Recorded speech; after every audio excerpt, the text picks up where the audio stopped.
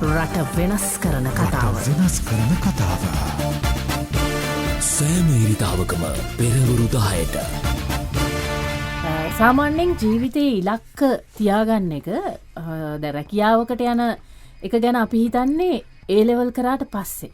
හැබැයි දැන් ලංකාවෙම තියෙන සමහර ජාත්‍යන්තර පාසල් වල ඉගෙන ගන්න දූ දරුවන්ට තමන්ගේ විෂය තමන්ගේ වෘත්තිය ඔවුන් සාමාන්‍යයෙන් 7 පන්තියේදී 8 පන්තියේදී වගේ ඔවුන් තීරණය කරනවා ඔවුන් කවුද වෙන්නේ කියන එක. නමුත් දැන් අපි සමහර වෙලාවට විශ්වවිද්‍යාලයකට ගිහිල්ලත් අපි කිසියම් විදියක විෂය මාලාවක් ඉගෙන ගත්තත් මොකක්ද ලබා ගන්න රස්සාව කොහෙටද යන්නේ මම මොකද කරන්නේ කියන එක පිළිබඳව පූර්ණ අවබෝධයක් නැහැ. ජීවිතේ ඊටාම තීරණාත්මක කඩයිම් විභාගයක් වන සාමාන්‍ය පෙළ විභාගය දැන් මෙහෙම වෙලා තියෙන්නේ ලංකාවේ තමයි. ලංකාවේ තමයි මේ ශිෂ්‍යත්ව විභාගයේ තීරණාත්මකයි. ඊටාම භයානක තැනකට ඇවිල්ලා තියෙනවා. ඒතර O level කියන එක තීරණාත්මකයි. භයානකයි. මොකද අපි ඉස්කෝලේ යන කාලේ අපිට ඉගෙනුවෙත් එහෙමයි. තීරණාත්මක එකක් O level හරියට කරගන්න ඕනේ. එතනින් වැරදුනොත් සියල්ල වර්ධිනවා. එන්නේ එහෙම තැනකට මේ විභාග දාලා තියෙනවා. අපේ සමාජ ක්‍රමයේ විසින් අපේ අධ්‍යාපන ක්‍රමයේ විසින් දාලා තියෙනවා. හැබැයි ලෝකේ බොහෝ රටවල් වල එහෙම එකක් නැහැ. සමහර විභාග ෆේල් වුණා කියලා ගැටලුවක් නැහැ. දැන් අපේ රටේම ජාත්‍යන්තර පාසල් වල එහෙම O level විභාගයේ ෆේල් කරනවා කියලා එකක් නැහැ. සමත් කරනවා සියලු දෙනාම. එතකොට A level විභාගයේ ෆේල් කරනවා කියලා එකක් නැහැ. සමත් කරනවා. මොනවා හෝ දෙයකට ඔවුන් සුදුසුකම්ලත් අය බවට පත් කරනවා. හැබැයි අපේ එහෙම නැහැ. අපේ රජයේ විභාගයේ සාමාන්‍ය පෙළ විභාගයේ ගණන් ෆේල් වුණොත් අනාගතේම ඉවරයි. එතනින් එහාට වෙන දෙයක් කරන්න බෑ. ගණන් පාස් කරලා දෙන්න ඕනේ. එහෙම නැති වුණොත් එහෙම A level කරන්න බෑ. අනික් අතින් A level කරන්න මොන වගේ විෂයන්ද තෝරගන්නේ කියන එක කාරණේ සම්බන්ධයෙන් ශිෂ්‍ය ශිෂ්‍යාවන්ට ලොකු අවබෝධයකුත් නැහැ. දෙමාපියන්ට ඇත්තෙත් නැහැ. ගුරුවරුනුත් ඉතින් ඔවුන් කැමති දේ ඔවුන් ලබාගෙන තියෙන විෂය වලට ලබාගෙන තියෙන ලකුණු ප්‍රමාණය මත ඔවුන්ගේ දක්ෂතාවය මත ඔවුන් තීරණය කරනවා. කොටින්ම කියනවා නම් කාටවත් හරි වැඩපිළිවෙලක් නැහැ. O level වලින් පස්සේ මොකක්ද අපි කරන්නේ? A level වලට මොන විෂයන්ද තෝරගන්නේ? මේක ජොබ් මාකට් එකට ගැලපෙන ඒවද තෝරගන්නේ? දක්ෂතාවයට ගැලපෙන ඒවද තෝරගන්නේ? මොකද කරන්නේ කියලා ප්‍රශ්න ගණනාවක් තියෙනවා. ඒ නිසා අද දවසේ අපි මේ පිළිබඳව කතා බහ කරන්න ආරාධනා කරා ප්‍රවීණ මනෝ විශ්ලේෂක වරලත් ජීව විද්‍යාඥ ඒ වගේම අධ්‍යාපනඥයෙක් හැටියට එතුමා කරක් කටයුතු කරලා තිනවා ආචාර්ය සමන් වීරවංශ මහත්මයා. ඒ වගේම උදේ දේවමුල මහත්මයා ලයිෆ් කෝච් කෙනෙක් හැටියට මම හිතන්නේ අපේ හුඟක් වැඩසටහන් වලදී ජීවිතය සම්බන්ධයෙන් කතා කරන්න අපිට හම්බෙලා තියෙනවා. ඒ වගේම මානව සම්පත් පර්යේෂණ පුහුණු විශේෂඥ සතිකද සිල්වා අද දවසේ අපිත් එක්ක සාකච්ඡාවෙ ඉන්නවා. තුන්දෙනාටම ආයිබෝන්. සුබදසන. ආයිබෝන්. දැන් ආචාර්ය සමන් වීරවංශ මහත්මයා මම කැමතියි දැනගන්න දැන් ලංකාවේ නේද ඔය O level A level වගේ විභාග අර නිකන් ළමයි හරි බය කරලා තීරණාත්මකයි. වාගේ ජීවිතේ කඩයිමක් වගේ ඒවා කියන්නේ විභාගයකට සූදානම් කිරීම වෙනයි. නමුත් මේක නැති වුණොත් සියල්ල ඉවරයි වගේ තත්ත්වයක් තියෙනව නේද අපේ ලංකාවේ? ඔව්. ඇත්තම ඒ අත්දැකීම මමත් ලැබලා තියෙනවා. අපි හැමෝම හිතන්නේ O level තමයි ජීවිතේ කඩයිම විභාගය කියලා. එක අතකින් බලනකොට වර්තමානයේ මේ තියෙන අභියෝග හමුවේ ඒක සත්‍යයක් වෙනවා මයුරි. මොකද හැම ඉහළ නිලධාරියෙක්ම හැම රාජ්‍ය සේවකයෙක්ම හැම වේකන්සි එකක්ම බැර්තුවක්ම යොමු කරනකොට අනිවාර්යයෙන්ම ඉල්ලන්නේ අපොස සාමාන්‍ය පෙළ සමත් විය යුතුයි කියලා. ඉතින් මේ අපොස සාමාන්‍ය පෙළ සමත් විය යුතුයි කියන එකේදී හැමෝම තුල මතයක් තියෙනවා ගණිතයේ සමත් විය යුතුමයි කියලා. නැත්නම් විභාගේ ෆේල් කියලා. අන්න ඒ මතේ නැති කරන්න තමයි මේ NVQ National Vocational Qualification Framework එක හඳුන්වලා දුන්නේ. නමුත් මේ ක්‍රමය තාමත් අපේ රටට අනුගත වෙලා නැහැ. අනුගත නොවීම හේතු කොටගෙන අපේ නව යෞවනයේ තරුණ තරුණයන්ට ඒ අභියෝගයට මුහුණ පාන්න වෙනවා. ඒ ෆ්‍රේම්වර්ක් එකේ පැහැදිලිව තියෙනවා O level අසමත් වුණාට NVQ level එක level 3 4 5 කරගත්තොත් අපිට මේ O level A level හා සමානයි කියලා. නමුත් තාම ගොඩක් ආයතන ප්‍රධානීන් රාජ්‍ය නිලධාරීන් ඒ කියන්නේ අභ්‍යර්ථුවකට කැඳවීමේදී පවා NVQ එකක් සඳහන් කරන්නේ නැහැ. බලන්නේ O level සඳහන් කරන්නේ O level පාස්ද කියලා විතරයි. අන්න ඒ තුල හින්දා මේකට අර විසඳුමක් වශයෙන් NVQ හඳුන්වලා දුන්නත් තාමත් අපේ රටේ ආකල්පමය වශයෙන් වෙනසක් ඇති නොවිලා තිබෙන හින්දා අපේ දරුවන්ට එහි වාසිය ළඟා කරගන්න අපහසු වෙලා තියෙනවා. දැන් මම දැකලා තියෙනවා මේ සර් දැන් අර ඕනෑම රජයේ හෝ පෞද්ගලික අංශය අභාරතුවකදී ඔවුන් O level A level එහෙම නැත්නම් එතනින් එහාට කියලා තමයි අහන්නේ. NVQ කතාවක් අහන්නේ නැහැ. ඒතකොට මේකත් එක හේතුවක් වෙනවා. ඔව් අනිවාර්යයෙන්ම ඒකට ප්‍රධාන වශයෙන් බලපාන්නේ අපිට ප්‍රතිපත්තිමය රාමුවක් තුළ මේ NVQ ෆ්‍රේම්වර්ක් එක හරියට අවයානස් වෙලා නැහැ. කියන්නේ දැනුවත් වෙලා නැහැ මිනිසුන් තුළ. ඒ වගේම රාජ්‍ය නිලධාරීන් තුළ, පෞද්ගලික ශේෂ්ත්‍රය තුළ විශ්වවිද්‍යාලික උපාධියක් ගන්න පුළුවන් හැකියාව තියෙනවා ගණන් අසමත් වුණත්. ඒ ලෙවල් අසමත් වුණාට ඕන තරම් උපාධි ගන්න පුළුවන් හැකියාව තියෙනවා. නමුත් අපිට පුළුවන් නම් අපේ දරුවන්ව නවයෝන් වියේදීම මේ පිළිබඳව හොඳින් දැනුවත් කරන්න. කියන්නේ ගණන් කියන්නේ අමාරුම විෂයක් නොවේ. ගණන් කියන්නේ පාස් විය යුතු විෂයක් නෙමෙයි.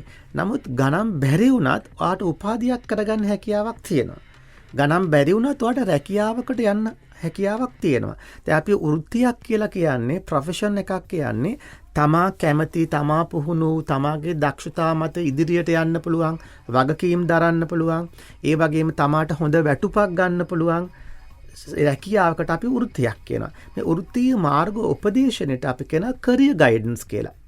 ඒ කියන්නේ මේ වැඩලොවට අවශ්‍ය වූ මිනිසුන් කොහොමද අපි හදන්නේ? ඒ සඳහා අපිට කොහොමද මේ වැඩලොවට අවශ්‍ය මිනිසුන්ව නිෂ්පාදනය කරන්නේ? එහෙනම් පාසල දෙමව්පියෝ මේකේ වගකීම බාර ගන්න ඕනේ. හොඳයි. උදේදේවමල මහත්මයා දැන් රටේ තියෙන තත්ත්වෙත් එක්ක අනිවාර්යයෙන්ම ඉස්සරහා ගැන හිතනවා නම් හරියටම මේ තෝරා ගැනීම කරන්න ඕනේ. මම මේ කියන්නේ දැන් රටේ තියෙන ආර්ථික අර්බුදයත් එක්ක රස්සාවක් හොයාගන්නවයි කියන එක ඉතාම අමාරු දෙයක්. ඒකත් හරියට ඵල ලබන රස්සාවක් තෝරගන්න නම් මේ O level කියන කතන්දරෙන් එහාට යාමේදී හරියට මාර්ගය තෝරා ගැනීම වැදගත් වෙනවා. මොකද ඔබතුමාගේ අත්දැකීම?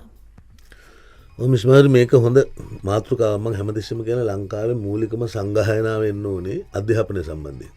ඒක සංගායනාවක් කරන දැන් අද මෙතන අපි පැය දෙකෙන් වැඩි ඉවරයිනේ. මේක සංගායනාවක් කරන පාර්ලිමේන්තුවද අධ්‍යාපන අමාත්‍යාංශයද විභාග දෙපාර්තමේන්තුවද ආගමද මේ සියලු අය වැඩි හිටියෝ එකතු වෙන්න ඕනේ. මොකද පොඩි අයට සංගායනා කරන්න දෙන්නේ නැති හින්දා. හැබැයි ප්‍රශ්නේ තියෙන්නේ දැන් පොඩි අය සංගායනාව පටන් ගන්න තියෙනවා. දැන් පොඩි අය ගත්තොත් එහෙම අපි හිතමු පුංචි පන්ති වලින් ඉඳන් O levels A levels යනකම් ශිෂ්‍ය කියන කොටස දාන අය ඉන්න ඕනේ. ඒගොල්ලෝ අපි නොදන්න සංගායනාව පටන් ගන්න තියෙනවා. ඒක මම ලයිෆ් කෝච් කෙනෙක් හිටියට මගේ ළඟට එන දෙමව්පිය ප්‍රශ්න අරන් එනවනේ දරුවන්ගේ. ඒවත් එක මම හොඳටම දන්නවා. මේ සංගායනාව ඒගොල්ලෝ කරන්නේ බොහොම අලිකිතව. ඒකේ ඉෂුව එක මම මෙහෙම ඇහුවොත් ළමෙක් ඇහුවොත් ඔබේ මොකටද විභාගයක් කරන්න කියලා අපිට මොකක්ද දෙන්න තියෙන උත්තරේ? ළමෙක් අහන්නේ. එතකොට ඉතින් දෙමව්පිය හැටියට හැමෝම කියන්නේ වාගේ අනාගතය දියුණු කරගන්න, අනාගතය හදාගන්න, නේ ජීවිතය හදාගන්න. ඒක තමයි. අර ඉතින් මම ඒක කරගන්නම් කියලා කිව්වොත්. එතකොට ඉතින් අම්මා තාත්තට ප්‍රශ්නයක් එනවා. ඔයා කොහොමද ඒක තනියම කරන්නේ නේද? හරි ඉතින් මම පුංචි කාලේ ඕක මගේ අප්පච්චිගෙන් අහුවනම් අප්පච්චි කැම්පස් ගියාද? නෑ. ඉතින් අප්පච්චි මම හැදුවේ. මොකද මම එක්සෑම් එකක් කරන්න කියලා දරුවෙක් වැඩිහිටි පරම්පරාවෙන් ප්‍රශ්නයක් ඇහුවොත් අපිට දෙන්න උත්තරයක් නෑ. ඇයි ඉස්කෝලේ යන්නේ කියලා ඇහුවොත් දැන් මේක මම සයිකොලොජිකලි බේස් එකට අරන් කතා කරන්නේ. දැන් මගේ මිත්‍රෙක් එකපාරක් කියනවා මචං මේ මාර වැඩක් වුණා මේ අපේ දුව දැන් මං උදේ පාන්දර නැගිටවලා මූණ කඩ හොදලා දැන් අන්දලා කෑම කවනට ඇයි තාත්තේ මට මෙච්චර වද දෙන්නේ කියලා. මේ ඉස්කෝලේ යන්නේ. පුතාව ලොකු මිනිහෙක් කරන්න ගිහවලු. මට වෙන දෙන්න උත්තරයක් තිබෙන්නේ නැහැ. මේ ලංකාවේ ප්‍රසිද්ධ පත්‍රයක කතුතුබෙක් කියන්නේ. ඊට පස්සේ කියනවා මේ මට දෙන්න උත්තරයක් තිබෙන්නේ නැහැ මචං. මම කිව්වලු මේ පුතාව ලොකු මිනිහෙක් කරන්න කියලා. දැන් කෙල්ල ඇහුවනම් ලොකු මිනිහෙක් කරන්න මොකටද තාත්තේ වද දෙන්නේ කියලා. මෙච්චර වදයක් දෙන්න. හරිද? දැන් අපි ජපානය ගැන අහනවා. ජපානයේ රැකියා 3,50,000ක් බලාපොරොත්තුෙන් ඉන්නවා. ජපානයේ මාරයි කියනවා. මේ ප්‍රශ්නේ දිහා බලන්න ඕනේ early childhood එකෙන්. පූර්ව ළමාවියෙන්. හැබැයි අපි සත්‍ය කුඹ ජාතකය ගැන කතා කරනවා. ඔය ඔක්කොම හොඳයි. වැඩිහිටියන්ට තමන්ගේ ඇරියස් කව කරගන්න. වැඩිහිටියෝ මගෙත් එක්ක මෙතන තරහ වෙන්න එපා. මම මේ ළමයි වෙනුවෙන් කතා කරන්නේ. ළමෙක් වෙච්ච කාලේ මට වැඩිහිටියන්ගෙන් වෙච්ච ටිකත් මම දන්නවනේ. ඒ නිසා මේ දරුවට sensor oriented education එකට යන්න දෙන්න. පළවෙනි රවුමේ ඔබේ ප්‍රශ්නේ මම කියන්නේ උගන්වන්න එපා.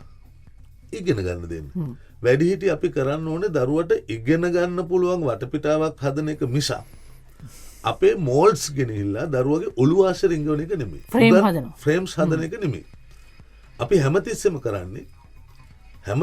කරන්නේ ලංකාවේ අදට ඉතුරුලා තියෙනවා නම් එහෙම නැති තැනක් පූර්ව ළමාවිය විතරයි. ඒකත් එන්න දැන් ඩොකියුමන්ට් වයිස් වෙනවා. සෙන්ස් ඕරියන්ටඩ් එඩියුකේෂන් කියන්නේ දේන. අර බුදුහාමුදුරු දේන සමාපත්තියට සම්බන්ධ කියන්නේ හැමතිස්සෙම ඉන්නේ නැහැ ඒක. ඒ තමන්ගේ සෙන්සර්ස් ටික, ඉන්ද්‍රියන් ටික පරිසරය සමඟ බද්ධ කරනවා. ඒක හැමෝටම කරන්න බෑ. හැබැයි අපිටත් මේ පොඩ්ඩ කරන්න පුළුවන් ඕක. ඒ කියන්නේ අපි පරිසරයත් එක්ක දැන් හිතමු ලයිට් ගිය වෙලාවක ආස දිහා බලන් ඉන්නකොට අපි ලයිට් ගිය ගැන නෙමෙයි හිතන්නේ.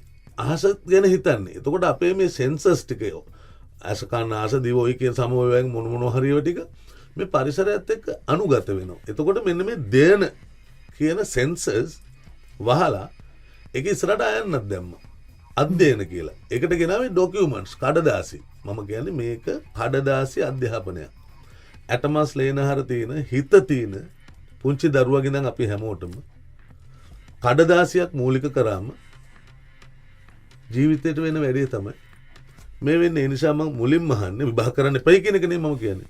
පොඩි දරුවෙක් අපෙන් ඇහුවොත් මොකටද විභාගය කරන්න කියලා අපිට දෙන්න තියෙන උත්තරේ මොකද්ද පොඩි එක්කෙනාට තේරෙන්නේ.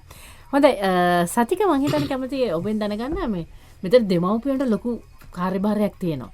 සතියකට හම්බෙලා තියෙන දෙමව්පිය කොයි වගේද? හැමෝම ළමයින්ගේ විභාගය කොට දාන්න කැමති දෙමව්පියා. කැමති අය නෑ නේද? මොකද තියෙන්නේ? ඒ ගැන අත්දැකීම. ඔව් මයුරි මං හිතන්නේ දැන් අපේ රටේ දුවදරුවෝ ඕලෙවල් විභාගය කරලා මේ ඉන්න වෙලාවේ ඉතාමත්ම කාලෝචිතයි මෙනි වැඩසටහනක් ලක්හඬ ඔස්සේ මං හිතන්නේ අද විකාශනය වීම. මං ඒ ගැන ඉතාමත්ම සතුටු වෙනවා අධ්‍යාපන ක්ෂේත්‍රයේ ඉන්න වෘත්තිකයෙක් විදිහට. දැන් අපි මම පෞද්ගලිකව පර්යේෂකයෙක් විදිහටත් අපි වසර ගණනාවක් බැලුවා දරුවෝ ඕලෙවල් කරාම ඒලෙවල් කරාම උන්ගේ මොකක්ද ඊළඟ අනාගත ඉලක්කය. දැන් අපි හැමෝම බලාපොරොත්තු වෙන්නේ මොකක්ද? අපි බලාපොරොත්තු වෙන්නේ වැඩ ලෝකෙට. දැන් මේක අපි සංකල්පයක් විදිහට කියනවා school to work transition කියලා. කියන්නේ පාසලෙන් වැඩබිමට. එතකොට මෙතෙන්ට එද්දී කවුද මේ සම්බන්ධව දරුවෝ සම්බන්ධව තීරණය ගන්නේ? දරුවෝද, ගුරුවරුද, දෙමව්පියෝද? අපි ඔක්කොම මයුරි අසරණයි. ඒතර අපි දැන් පසුගිය වසර 20ක විතර අපි බැලුවා ලංකාවේ කරපු පර්යේෂණ විශ්වවිද්‍යාල අධ්‍යාපන ක්ෂේත්‍රය තුළ මේ දෙමව්පියන්ගේ මැදිහත් වීම මොන මට්ටමේද කියලා. දැන් විවිධ අධ්‍යාපන වාර්තා මගින් පර්යේෂණ මගින් සනාථ කරලා තියෙනවා, ඒ වගේම යෝජනා කරලා තියෙනවා යම්කිසි ආකාරයකට දෙමව්පියන්ගේ දැනුවත් වීමක් අපි කියන අවයනස් එකක් දෙමව්පිය තුළ ගොඩනැගීම අවශ්‍යයි කියලා. දැන් මේක අපි දැක්ක ගැප් එකක්, හිඩසක් තියෙනවා. ඒතකොට දැන් මම විශේෂයෙන්ම සඳහන් කරන්න ඕනේ අපි පසුගිය වසර දෙකක කාලයක් විශේෂයෙන්ම දැන් අපිත් එක්ක සම්බන්ධලා ඉන්න ආචාර්ය සමන්වීර වංශ මහත්මයා ඇතුළු අපි කණ්ඩායමක් මේකට අපිට ලොකු සහයෝගයක් දැක්වුවා අන්තර්ජාතික කම්කරු සංවිධානයෙන් ILO එක මගින් අන්තර්ජාතික ව්‍යාපෘතියක් විදිහට ලංකාවේ අධ්‍යාපන අමාත්‍යාංශය ඒ වගේම ලංකාවේ මිනිස් බල හා රැකීරක්ෂා දෙපාර්තමේන්තුව විශේෂයෙන්ම නයිට් ආයතනය TVC ආයතනය මේ වගේ විවිධ ආයතන ජාතික අධ්‍යාපන ආයතනය මේ සියල්ල එකතු කරගෙන දෙමව්පියන්ගේ කාර්යභාරය තීරුම් ගන්න කොහොමද අපි වැඩ කොටසක් කරන්න කියලා. රට වෙනස් කරන්න රට ප්‍රගතියකට යන්න අධ්‍යාපනය අනිවාර්යෙන් ඉවහල් වෙනවා. අපේ රටට එහෙම අධ්‍යාපන ප්‍රතිපත්තියක් නැහැ. අධ්‍යාපනයට විතර නෙවෙයි කිසිම දෙයකට අපේ රටට ප්‍රතිපත්තියක් නැහැ. එතකොට O level වලින් පස්සේ කරන්නේ මොකද්ද කියන එක ගැනත් එහෙම ප්‍රතිපත්තියක් නැතිවීම අහන්න දෙයක් නැහැ. අර ප්‍රධාන ධාරාවේ එහෙම ෆේල් වීමක් තියෙනකොට මේ O level වලින් පස්සේ කරන්නේ මොකද්ද කියන එක ගැන එහෙම එකක් නැති එක ගැන අපි පුදුම වෙන්න දෙයක් නැහැ. එහෙම ප්‍රතිපත්තියක් අපිට නැහැ. අධ්‍යාපනයේට නැහැ, මාධ්‍යයට නැහැ, කිසිම ආයතනයකට නැහැ. එහෙම ප්‍රතිපත්තියක් නැති රටක ඉඳලා තමයි අපිට මේක කතා කරන්න වෙන්නේ. ආචාර්ය සමන් වීරවංශ මහත්මයා, ඒ වගේම ලයිෆ් කෝච් උදය දේවමුල්ල මහත්මයා, මානව සම්පත් පර්යේෂණ හා පුහුණු විශේෂඥ සතිකද සිල්වත් එක්ක අපි මේ ගැන තමයි කතා කරමින් ඉන්නේ. දැන් ආචාර්ය සමන් වීරවංශ මහත්මයා අපි හිතමු O level දක්වා කවුරු හරි දරුවෙක් සෞන්දර්ය විෂයන් වලට ඉතාම දක්ෂ කෙනෙක්. දැන් සාමාන්‍යයෙන් අපේ රටේ ජාත්‍යන්තර පාසල් වල නම් මේක තියෙනවා. එහෙම දක්ෂ නම් ඒ අංශය තමයි ඔයාගේ රැකියාව වෙන්නේ කියලා. ඊට පස්සේ A level දක්වා යාව ඒ රැකියාවට තමයි පුරුදු කරන්නේ.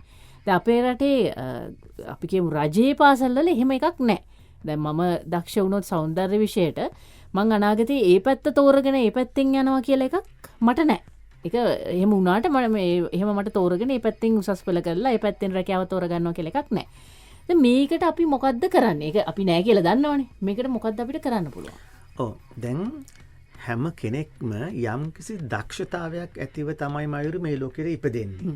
එතකොට දැන් මා තුළ තියෙන දක්ෂතාවයට වඩා වෙනස් ඔබ තුළ තියෙන දක්ෂතාවය. අපි ඒ දක්ෂතා හඳුනා ගැනීම, දරුවන්ගේ ශක්තියින් හඳුනා ගැනීම පෙර පාසලේ සිටම පෙර පාසල් ගුරුවරයා, ඒ වගේම පූර්වාචාර්යවරුන් කියන දෙමව්පියෝ හඳුනා ගන්න ඕනේ තමාගේ දරුවා මොන දෙයකටද වඩාත්ම දක්ෂ කියලා. ඒ දක්ෂතාවයට අපි පුළුවන් තරම් උදව් කරන්න පෙළඹෙන්න ඕනේ. මේ උදව් කිරීම තුළ අපි මේ උදව් කරනකොට ඒ දරුවාගේ ඉදිරියේන අභියෝග වලට මුහුණ දෙන්න පුළුවන් හැකියාව. ඒ පිළිබඳව මනෝ සමාජීය කුසලතා කියලා තියෙනවා. ඒ කුසලතා වර්ධනය කරන්න අපි දැනුවත් වෙනවා. අපි කියන්නේ එකක් දෙමව්පියෝ.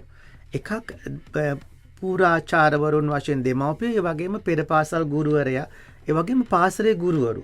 දැන් හැම පාසල් ගුරුවරයෙක්ම තමන්ගේ විෂය පිළිබඳව සිරස් අතටත් අනිකුත් විෂයන් පිළිබඳව තිරස් අතටත් තමන්ගේ දැනුම පෝෂණය කරගත්තොත් තමන් ළඟට එන හැම දරුවෙකුටම තමන් උගන්වන විෂය තුළ යා හැකි පැත්ත කියලා දෙන්න හැකියාව තියෙන්න ඕනේ. අපි කියමුකෝ සංගීතයේ පැත්තට දක්ෂ ජීව විද්‍යා දරුවෙක් ඉන්නවා කියලා. ඒ ජීව විද්‍යා දරුවට සංගීත චිකිත්සාව තුළින් රෝගීන් සුව කරන්න, මනස සුව කරන්න, මනෝවිද්‍යාත්මක පැත්තට යොමු කරන්න පුළුවන් හැකියාව තියෙනවා. ඔහු ඇය වෛද්‍යවරයෙකු වෙන්න ඕනේ නෑ. ඒ වගේම ඔහුගේ ඇයගේ දක්ෂතා නිවැරදිව අඳුරගත්තොත්, ඒ කියන්නේ චිත්‍රවලටද, කුෂිකර්මයටද, කාර්මික විෂයන් වලටද ඒ දක්ෂතා හඳුනා ගැනීම හැම වෙලාවම ප්‍රෝග්‍රස් රිපෝට් එකක් තියෙන්න ඕනේ. පෙර පාසලේ ඉඳන් ඒ ළමයා O level ගන්න මට්ටම, A level අපාසල් දිවිය අවසන් වෙන්න තුරුම ඒ ප්‍රගති සමාලෝචන වාර්තා එකින් එකට සම්බන්ධ කරගෙන. දැන් උදේ දේවමල් මහත්තයා පොඩි කාලේ හිතුවද මේ අහවල් රස්සාව කරන්න කියලා? එහෙම තිබුණේ නැහැ. ඒක මෙන්න මෙහෙමනේ. I hope to be a doctor කියලා තමයි myself රචනයේ අර අන්තිමටම ලිව්වේ. අපි පන්තියේ ගොඩාක් හිටියේ ඩොක්ටර්ස්ලා. එතකොට ඊට පස්සේ O levels වලට ලං වෙද්දී අපිට තේරුණා ඉස්සරහා උඩ පන්තියේ හිටපු අයියලා සමහරව සයන්ස් කරලා ෆේල් වෙනවා. එතකොට අර ඔටෝග්‍රාෆ්ස් තියෙනවනේ දවස්වල. ඒ ඔටෝග්‍රාෆ්ස් යවනකොට ඒවයි තියෙනවා සියලු සයන්ස් කාර්යෝ නැසන සුළුය. හැකිනම් එම නිසා නොපමාව කොමර්සෝ ආර්ට්ස් කරන්න කියලා. ඔහොම වෙද්දි මට තිබිච්ච දේ තමයි ඇත්තටම මම මේ ඊයේ මේ මීඩියා එක කිව්වා මට මේ අපේ අපච්චිගේ යාළුවෙක් හිටියා පියරත්න මාම කියලා. ඒ ගෙදර ඇවිල්ලා සින්දු කියනවා ඒගොල්ලෝ. හැමදාම කියන සින්දුවක් තියෙනවා. ඒ සින්දුව කවුරු කියනවද කියලා මන් දන්නේ නැහැ. මන් දන්නේ පියරත්න මාම කියනවා. ඒකේ තියෙනවා වැවිවුරේ දියරල පෙරසේම පිදෙනවා. නුගගස් පෙළ අප නැතුව තව දරුලනවා. සරස විබිම කඳුලෙන් එතර පෙරනවා. ඔබත් එක්ක ආයෙත් එහි යන්න හිතනවා කියලා. සාමාන්‍යයෙන් ගෙදරින් මාව ගොඩක් තද කරලා හදපු ළමයි. මට මොනුනේ පනින්නමයි. මට පොඩි කාලේ නම් හිතුනේ මෙතන තමයි තැන පනින්න. මට එතන ලෙක්චර්ස් තියෙනවද, විභාග තියෙනවද, පාඩම් තියෙනවද කියලා එකක් තිබ්බේ නැහැ. ඒතර මට යුනිවර්සිටි යෑමේ ආසාව තිබ්බේ ඔය හන්තානේ ෆිල්ම් එක ඊට පස්සේ බැලුවා විජය කුමාරතුංගලගේ. මට ඒ ජොලිය ගන්න. මම කියන්නේ මම වගේ වෙන්න දෙන්න දරුවන්ට. මම කියන්නේ මම වගේ උදය දේවමුල්ල කෙනෙක් නෙමෙයි. තමන් සතුටු වෙන්නේ නැත්නම් තමන් මොනවා කරත් වැඩක් නැහැනේ. අපි සතුටු වෙන්න ඕන දරුවෝ දිහා බලලා. මිසක් අපිට ඕන විදිහට ඉන්න දරුවෝ දිහා බලලා නෙමෙයි. අපි අපේ ඇරියසස් කවර් කරගන්න ඕන අපේ. දරුවන්ගෙන් කවර් කරගන්නවා නම් ඒගොල්ලෝ පස්මහා බැලුම් බලලා නෙමෙයි මෙහෙට ආවේ අපි හින්දා. අපි අපේ ඇරියසස් එතනින් කවර් කරගන්න හොඳ නැහැ. ඒකට හොඳම උදාහරණ තමයි සුද්ධෝදන රජුරෝ මාර ට්‍රයි එකක් දුන්නනේ යාගේ ඇරියසස් ටික කවර් කරගන්න. සිද්ධාර්ථට. හරි ගියේ නැහනේ. හැබැයි දැන් අපි මේක බෞද්ධ නම් අපි සිද්ධාර්ථ කුමාරයා මාරයි කියලා කියනවා නම් මේ ඉපදෙන දැන් මේ වීරවංශ මතුමා කිව්වා වගේ හැම දරුවෙක්ම එක වගේ. හරිද? අපි තමයි පොලිස් කරන්නේ. ඒගොල්ලන්ගේ දැන් ඔබට දැනෙන සීනි වල රසම නේද මිස් මයුරියාගේ දරුවට දැනෙන්නේ. ඒතර කොහොමද අපි කියන්නේ ජෙනරේෂනල් ગેප් එකක් තියෙනවා කියලා? අනිවාර්යයෙන්. ජෙනරේෂනල් ગેප් කියන්නේම මේ වෙළඳ සමාජයෙන් හදලා දරුවන්ව වැඩිහිටි ලෝකෙට තල්ලු කරන ශ්‍රමිකයන් බව මැෂින්ස් බවට පත් කරන්න තියෙන ලොකු සූත්‍රයක්. දැන් ඔබතුමා ගාවට එන දරුවෝ මොකද කියන්නේ මේ විෂය? ඒක තමයි දැන් මම ඉස්සෙල්ලා කියාගෙන ගියේ දැන් දරුවෝ ගොඩක් ඒක මේ හිමීට වෙන්නේ මේකට කොරෝනා ලොකු සපෝට් එකක් දුන්නා. දැන් දරුවෝ ගොඩක් එන්න විභාග මානසිකත්වයෙන් ඈත් වෙනවා. දැන් දෙමව්පියන් ගොඩක් ඊයේත් මට දෙන්නෙක් කතා කරනවා දෙමව්පියෝ මේ දරුවෝ විභාග ලියන්නේ. බෑ කියනවා කියලා. ලියන්නේ. හැබැයි දෙමව්පියෝ හිතනවා නම් දරුවා ඉගෙන ගන්න එක නවත්තලා කියලා ඉගෙන ගන්න එක නවත්තලා නෙමෙයි. ඇත්තටම දරුවට ලැබෙන දරුවා ඉගෙන ගන්න ආස වෙලා.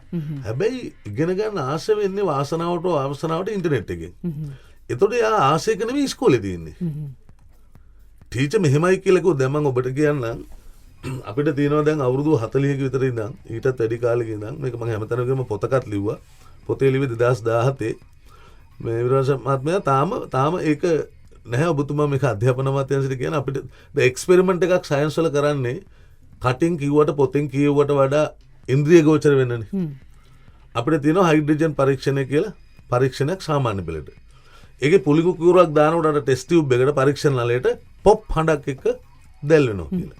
දැන් ටීචර් අපිට මුලින් ඔන්න චන්ද්‍රිකා මිස් කියනවා මෙහෙමයි පන්ති ඉගෙන මේක පොප් හඬක් එක්ක දැල් වෙනවා කියලා අපි ඉගෙන ගත්තා.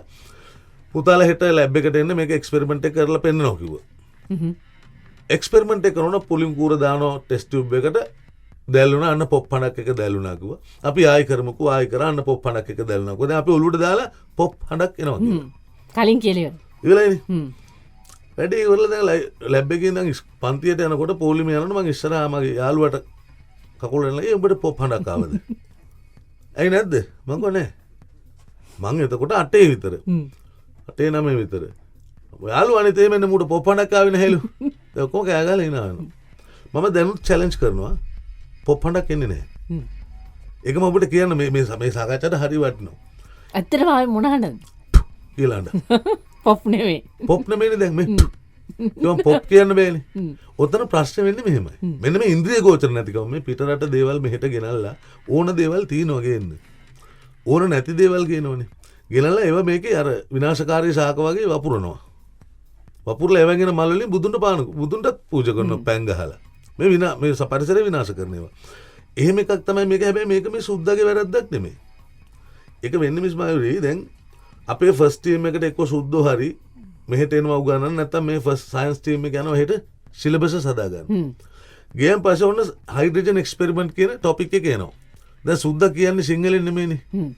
සුද්දා කියනවා නම් it comes a sound pop කියලා. ගාපු ගමන් that's the sound pop කියනවා.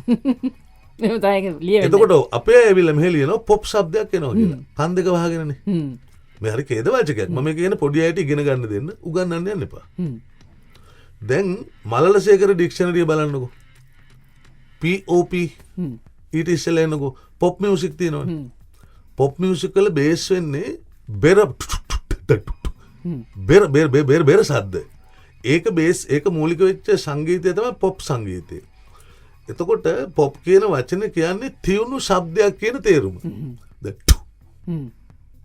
ඒකට සුද්දා කියන්නේ පොප් කියලා. දැන් තාත්තා කියන සද්දෙට සුද්දා කියන සද්දේ මොකද්ද? ෆාදර්නේ. තාත්තා කියන අපේ ශබ්දෙට සුද්දාගේ ශබ්දේ තමයි ෆාදර්. එතකොට ටු කියලා අපිට ඇහෙන එකට සුද්දාගේ වචනේ මොකද්ද? පොප්. දැන් මම තාත්තේ කිව්වම ෆාදර් කියලා ඇහෙනවද? නැහැනේ. ඒතර අපි ළමයට කියනවා තාත්තේ ඔන්න බලන්න ෆාදර් කියලා ඇහෙනවනේ පුතේ තාත්තේ. ඇහෙන්නේ නැහනේ. දැන් ළමයට මේක මොන විකාරයක්ද මේක? කිව්වම පොප් શબ્දයක් එනවලු. අදටත් මාගිනි ස්කීම් එකේ මේ පාර මාගිනි ස්කීම් එකේ ප්‍රශ්න තිබ්බනම් පොප් කියන වචනේ නැත්තම් ලකුණු කපනවා. දැන් මං කිව්වාට ඉස්සෙල්ලා අපි ඉන්ද්‍රිය ගෝචරද? එතකොට අපි මේ ළමයාව හදන්නේ අපිට ඕන එක නෙමෙයි මේ ලංකාවේ හරි ලෝකේ හරි කොහේ හරි වැඩ කරන්න තියෙන තැනක වහලෙක් කරන්න මැෂින් එකක පාර්ට් එකක් කරන්න. මිනිස්සු බිහි වෙලා තියෙන්නේ මැෂින් එකක පාර්ට් එකක් වෙන්න නෙමෙයි. එතකොට මේ අධ්‍යාපන විශ්ින් කරන්නෙම අපිව දරුවෙක් මේ අපි හැමෝම එහෙම ඉලක්ක කරපු දැනට ගිහිල්ලා තියලා තද කරනවා. අතාරිනවා. සතික මං කැමති දැනගන්න දැන් මේ අම්මලා කොච්චර දුරකට මේ කාර්යයට දායක වෙනවද? ඒක හරහා දරුවන්ට වෙච්ච හානි කොච්චර දුරට තියෙනවද කියලා දැනගන්න. ඔබලා කරපු පර්යේෂණ ඇසුරේ. ඔව්. මරි මං ඇත්තටම මේක කැමති මේ වෙලාවේ ප්‍රායෝගිකව අපේ දරුවන්ට දෙමව්පියන්ට මතුවෙච්ච ගැටලුත් එක්ක සහ ඇතරම දුරකත නැමතුම් බොහොමයක් ගලාගෙනාව ගිය සති අන්තය වෙනකොට මේ ඕලෙල් විභාගේ අවසන් වෙනවත් එක්කම. මම සැකෙමින් කිව්වොත් මොනවාද මේ අපේ දරුවන්ට දෙමව්පියන්ට තියෙන ප්‍රශ්න කියලා එක දෙමව්පියෙක් මට කතා කරලා ඇහුවා. දැන් තමන්ගේ දුව ඕලෙල් විභාගය කරලා තියෙන්නේ. ඒලෙල් විභාගය මොකක්ද කරන්න කියලා විෂය තෝරගන්න අපහසුයි තීරණයක් ගන්න. ඒ වගේම ක්ලාසස් පටන් ගන්නවා තව සති දෙකකින්. ඒතර දැන් මේ අපි රැල්ලටනේ යන්නේ.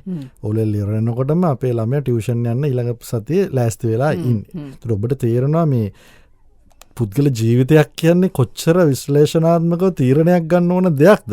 නමුත් දැන් අපේ රට මේක එකට එක පුරුකක් වගේ පෙළ ගැහිලා තියෙන තරඟෙට. ඒතකොට තවත් දෙමව්පියෙක් මට කතා කරලා කිව්වා ඒලොලි විභාගය කරනවට වඩා අදහසක් තියෙන්නේ අපි කිව්වොත් ප්‍රයිවට් යුනිවර්සිටි එකක ෆවුන්ඩේෂන් මූලික පදනම් පාඨමාලාව කරලා විදේශ රටක හෝ වෙනත් විදේශ උපාධියක් කරන්න තමයි අදහසක් තියෙන්නේ. මේ ගැන ඔබතුමාගේ අදහස මොකක්ද?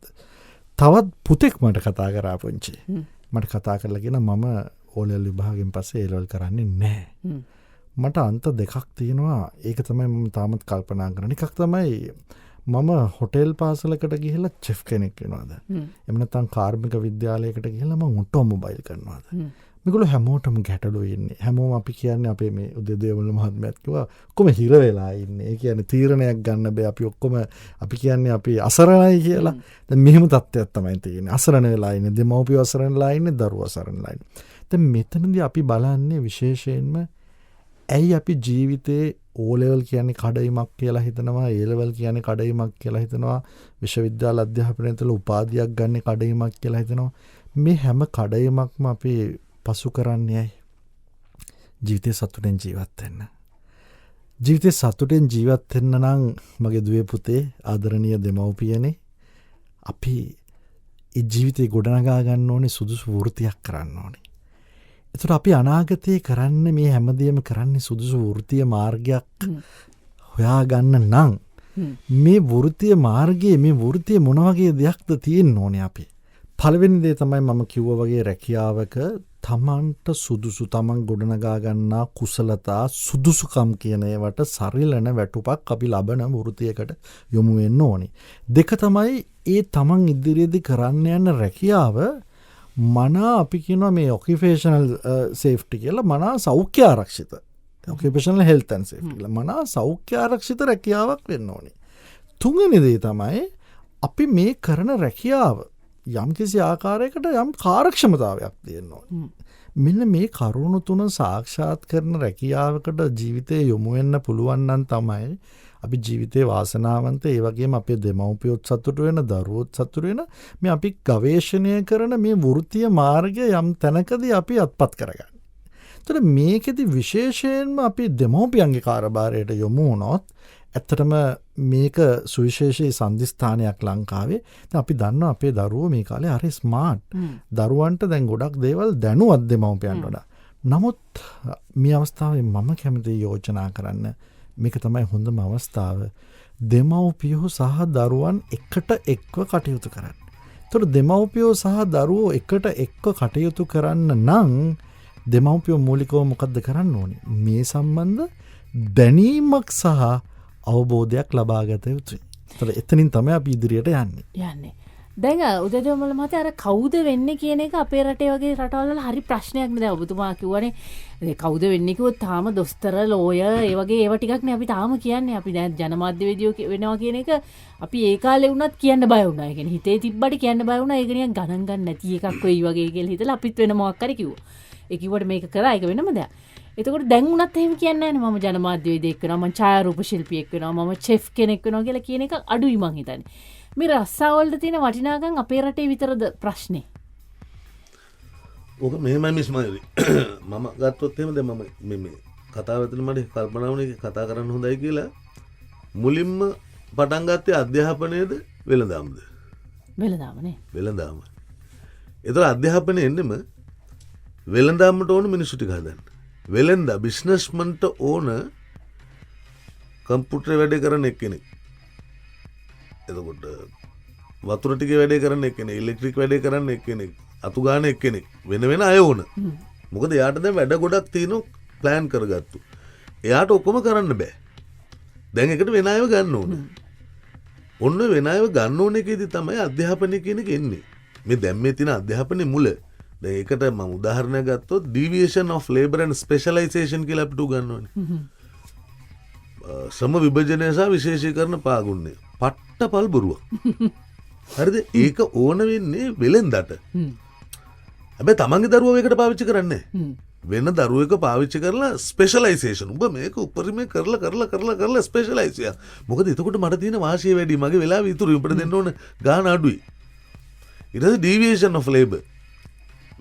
ක්‍රියාවක් කාර්යයක් නිෂ්පාදනය කෑලිවලට කඩන උඹ කෑල්ලක් ඉගෙන ගනි. මේ කෑල්ල ඉගෙන ගත්තම එයා අයිංකරුත් එයාට ඒ කෑල්ලේ මුකුත් කරන්න බෑ. අර අපිට පොඩි කාලේ උගන කොලර් එක එක්කෙනෙක් මහනවා අත එක්කෙනෙක් මහනවා කාස එක්කෙනෙක් මහනවා අන්තිමට ෂර්ට් එක එකතු කරනවා. හැබැයි කොලර් එක මහන එක්කෙනා ඒකට ස්පෙෂලායිස් වුණාම ව්‍යාපාරිකයට හොඳයි. හැබැයි මනුස්සය රස්සාව නැතුනොත් රසික කියන්නේ මේ තමන් කරන රස්සාව තුළ තමන්ට අර තියෙනවනේ කියලා ජීවිතය සම්බන්ධ මේ ආරක්ෂණයක් ඒක නැති වෙනවනේ. හැබැයි අපිට උගන්වනවා සමවිශ්ලේෂණය සහ විශේෂීකරණ ප්‍රාගුණ්‍ය කට්ට පාඩම් කළා මේකේ වාසිය අවාසි කියලා කොච්චර අවශ්‍ය කරන කතාරත් ශ්‍රම විශේෂණය සහ විශේෂීකරණ ප්‍රාගුණ්‍ය ඉස්සරහට ගෙනියනවා. කවුද ගෙනියන්නේ? ව්‍යාපාරිකගේ උමනාව අධ්‍යාපනය විසින් ගෙනියනවා. මම මේ දැඩි ප්‍රහාරයක් කරන්න ඉතාම ආදරෙන් මම දරුවන්ගේ පැත්තේ. ව්‍යාපාරිකයන්ට ලෝකෙ පුරා ඕන එයාලගේ වැඩ කරගන්න මිනිස් කෑලි ටික හදාගන්න තමයි අද වෙනකොට අධ්‍යාපනය කියලා මේ මුදුන් මල් කඩ කරගෙන අපි ආරක්ෂා කරන වදින පොදන වෙහෙසෙන ගෞරව කරන මේ සංකල්පය ක්‍රියාත්මක වෙන්නේ. එහෙනම් මේ ලෝකෙ මේ රට හදනවා නම් අධ්‍යාපනයෙන් පටන් ගන්න ඕනේ. සරලවම කියනවා නම් කුරුල්ලෙක් කෑ ගහනකොට එයා අඬනවද සින්දු කියනවද කියලා අඳුන ගන්න බැරුව අපි දරුවෝ අන්න පුතේ අර කුරුල්ලා සින්දු කියනවා. ඒ කුරුල්ලෝ අඬන්නේ නැද්ද? දැන් උදාහරණයක් හිට අපි self introductions උගන්වනවානේ දරුවන්ට. How are you? I am fine thanks. Hello how are you? I am fine thanks. ඕක තමයි elocutions වල උගන්වන්නේ. දැන් how are you කොහම දරුවා කියන්න ඕන I am fine thanks කියලා. හැබැයි දරුවට මහන්සි නම් I'm tired කියන්නේ I am tired උගන්වන්නේ. ඒ කියන්නේ යාගේ freedom එක නෑ. හැබැයි සිද්ධාර්ථ කුමාරයා වප්පකුල දවසේ අහසේ පළක් බැඳගෙන භාවනා කරනම සුද්ධෝදන රජුල බහින්න කොහොම පස්සේ බැස්සේ නැහැලු. ඊට පස්සේ මොකද කරලා තියෙන්නේ? සුද්ධෝදන රජු වැන්දලු. ඒක පොතේ තිබ්බට වැඩේදී නෑනේ. යුනිවර්සිටි එකේදී නෑනේ. ලෙක්චර් එකක එහෙම වැඩ කරොත් එහෙම සිද්ධාර්ථ විදියට ඩිග්‍රී එක නෑ. ඩිග්‍රී එක නෑ ඒක ඊකක් කරනවා. සඳුනි සුබදසනක්.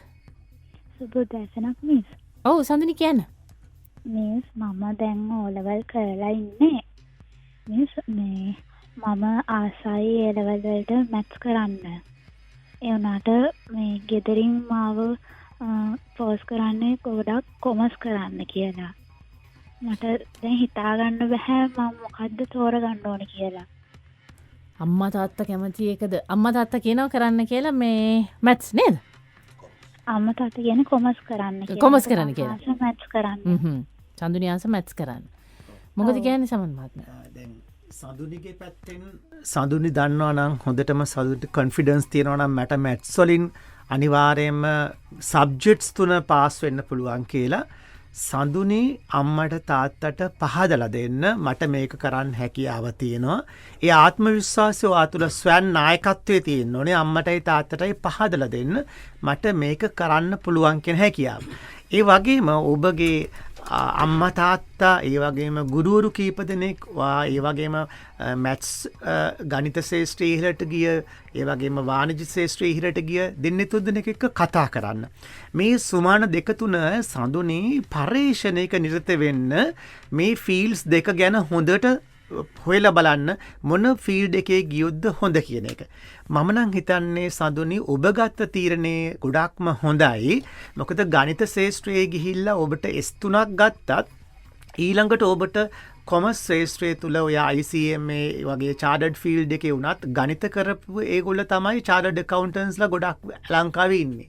ඒ වගේම සීමා ශාස්ත්‍රය ගත්තත් ගණිතය කරපු ළමයි තමයි වාණිජ්‍ය ශාස්ත්‍රයේ ඉහළ තනතුරු වල ඉන්නේ. ඒ හින්දා මම හිතනවා ඔබට පහදලා දෙන්න පුළුවන් හැකියාවක් තියෙයි දෙමව්පියන්ට ඔබ ගත්ත තීරණය නිවැරදි කියලා. මන්ද ජීවිතයේ තියෙන ඔබ අතේ. ඔබ තමයි ජීවිතයේ අයිතිකාරයා. දැන් අම්මා තාත්තා කියන දේවල් අපි පිළිගන්න ඕනේ. නමුත් ඔබ තුල තමයි කොන්ෆිඩන්ස් කියන එක තියෙන්නේ. මොකක්ද මම යන්න ඕනේ ශාස්ත්‍රය කියලා. ඒ හින්දා තමයි මායුරි අපි මේ දවස්වල ජාතික ව්‍යාපෘතියක් ක්‍රියාත්මක කරන හැම පාසලකම නායකත්වයේ සඳහා මේක දෙන්නේ මේ ශිෂ්‍ය නායකයින් සඳහා Vision for the Sri Lankan Youth කියලා මේ ශ්‍රී ලාංකික තාරුණයට පෙරදැක්මක්. ඒ හින්දා සඳුනි වගේ හැම කෙනෙකුටම විෂන් එකක් පාසල් කාලෙදීම හදාගන්න පුළුවන් වුණොත් ඒ කියන්නේ O level කරන්න ඉස්සෙල්ලා ඒ විෂන් එක කියන්නේ අපි දැක්මකට මේ දැක්ම තුළ තියෙන්නේ ඔබ ගමනාන්තයේ ඔබ අපේක්ෂා කරන ඔබ බලාපොරොත්තු වන තැනට ඔබ කොහොමද යන්නේ කියන එක. ඒ ඇත්තටම අපේ ඩ්‍රීම්ස්, අපේ අපේක්ෂාවල් ඒව අම්මලා තාත්තට අයිති නෑ. දෙමෝපියන්ට හීනකින්වත් අපේ ඩ්‍රීම්ස් වලට ලං වෙන්න බෑ. මන්ද අපි ඉන්න ජෙනරේෂන් එක, දැන් මේ ජෙනරේෂන් එකට කියනවා ඇල්ෆා ජෙනරේෂන් එක කියලා. මේ ඇල්ෆා ජෙනරේෂන් එකේ ළමයින්ට ඒගොල්ලන්ගේ අනාගතේ දකින්න පුළුවන් හැකියාව තියෙනවා. ඉතින් ඒගොල්ලෝ දැනගන්න ඕනේ ඒගොල්ලන්ගේ ශක්තියින් මොනවද කියලා. ඒ ශක්තියින් හඳුනගන්න ශිෂ්‍ය නායකයින්ට හැම ශිෂ්‍ය නායකෙක්ම වෘත්තීය මාර්ගෝපදේශකෙක් බවට පත් කරන්න. හැම පන්තියකම ඉන්න ඕනේ ඒ වගේ ටීම්ස්. ඒ ශේෂ්ත්‍ර ගැන කතා කරන්න. ඒ හින්දා හැම ගුරුවරයෙක්ම Taman දැන් වාණිජ්‍ය උගන්වන ගුරුවරයාට පුළුවන් හැකියාව තියෙන්න ඕනේ වෘත්තීය මාර්ගෝපදේශන ගුරුවරයෙක් වෙන්න. ඔහු විතක සම්බන්ධීකාරකෙක්. ඔහු විතක පරේක්ෂකෙක්. ඇය විතක නිර්මාණශීලීත්වය දරන්නෙක්. ට්‍රේනර් කෙනෙක්, කෝච් කෙනෙක්. මේ හැම විෂයක් තුළම තමන්ගේ විෂය තුළට දරුවන්ට කියලා දෙනවා නම් මෙන්න මේ විෂය ශේෂ්ත්‍රයන් ඔස්සේ ඔබට ගමන් කරන්න පුළුවන්. දැන් මම උදාහරණයක් වශයෙන් මම මයුරි ගත්තොත් මම ජීව විද්‍යාව කරපු පුද්ගලයෙක්. මගේ ප්‍රථම උපාධියට මම විශ්වවිද්‍යාලයේ අධ්‍යයනය කළේ ජීව විද්‍යාව පිළිබඳව. නමුත් මගේ ආචාර්ය උපාධිය මම කළේ යහපාලනය පිළිබඳ ලංකාවේ ප්‍රථම ආචාර්ය උපාධිය. එහෙම කරන්න සිදු වුණේ අපිට අධ්‍යාපන ශේෂ්ත්‍රය තුළ මුලදී කවුරුත් පෙන්වලා දෙන්න හිටියේ නෑ. අපිට ආදර්ශයට ගන්නවත් හිටියේ නෑ ව්‍යසන සමයන් තුළ කොහොමද ඉදිරියට යන්නේ කියන එක. මේ ඉදිරියට යනකොට අපිට හිතිච්ච දේවල් අපි කරන්න ගත්තා. නමුත් විතක හිතෙනවා මේ අර මල්ටි ක්වොලිෆිකේෂන්ස් ඇතිවීම තුළින් අපිට ඕනම ශේෂ්ත්‍රයක ගිහිලා දක්ෂයෙක් විදිහට වැඩ කරන්න පුළුවන් දැනුමක් තියෙනවා. දැන් අපේ ලංකාව තුළ ඇත්තටම ලංකාව තුළ හොඳ අධ්‍යාපන ප්‍රතිපත්ති තියෙනවා. මේ ලංකාව තුළ අධ්‍යාපන ප්‍රතිපත්ති අධ්‍යාපන අමාත්‍යාංශයේ වර්තමානයේ සෑහෙන වෙහෙසක් ගන්නවා මේ නව අධ්‍යාපන සැලසුම් ක්‍රියාත්මක කරන්න. ඒක අර 13 වසර සඳහා අඛණ්ඩ අධ්‍යාපනය කියලා යොමු කළේ. ඒ යොමු කළත් අධ්‍යාපන ප්‍රතිපත්ති තිබුණත් සැලසුම් කරනවා, අපි ප්‍රතිපත්ති හදනවා.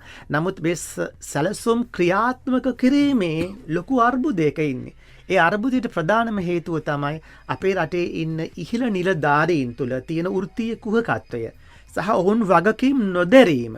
ඔවුන් විවිධ අවස්ථාවලදී ඔවුන් එක්ක ට්‍රාන්ස්ෆර් වෙලා යනවා. ඔවුන්ගේ කාල සීමාව තුළදී ඔවුන් එක නිම කරන්නේ, එවලුවේෂන් එකක් කරන්නේ, ෆීඩ්බැක්ස් ගන්න, අනිත් අයව සහභාගී කරගන්නේ නැහැ. තමන්ගේ සාකච්ඡාවලට ඒ පාර්ශවයන් නිවැරදි පාර්ශව කණ්ඩායම් නියෝජනය නොවීම හින්දා දරුවන්ට මේ වගේ අකරතැබ්බවලට මුහුණ පාන්න සිදු වෙනවා.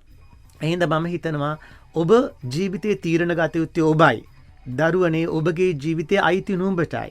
නුඹ විශ්වාස කරන නුඹ තුළ දැවන්ත ශක්තියක් තියෙනවා. නුඹ මැත්ස් කළාද, කොමර්ස් කරාද, ආර්ට්ස් කරාද කියන එක නෙමෙයි අවශ්‍ය වන්නේ.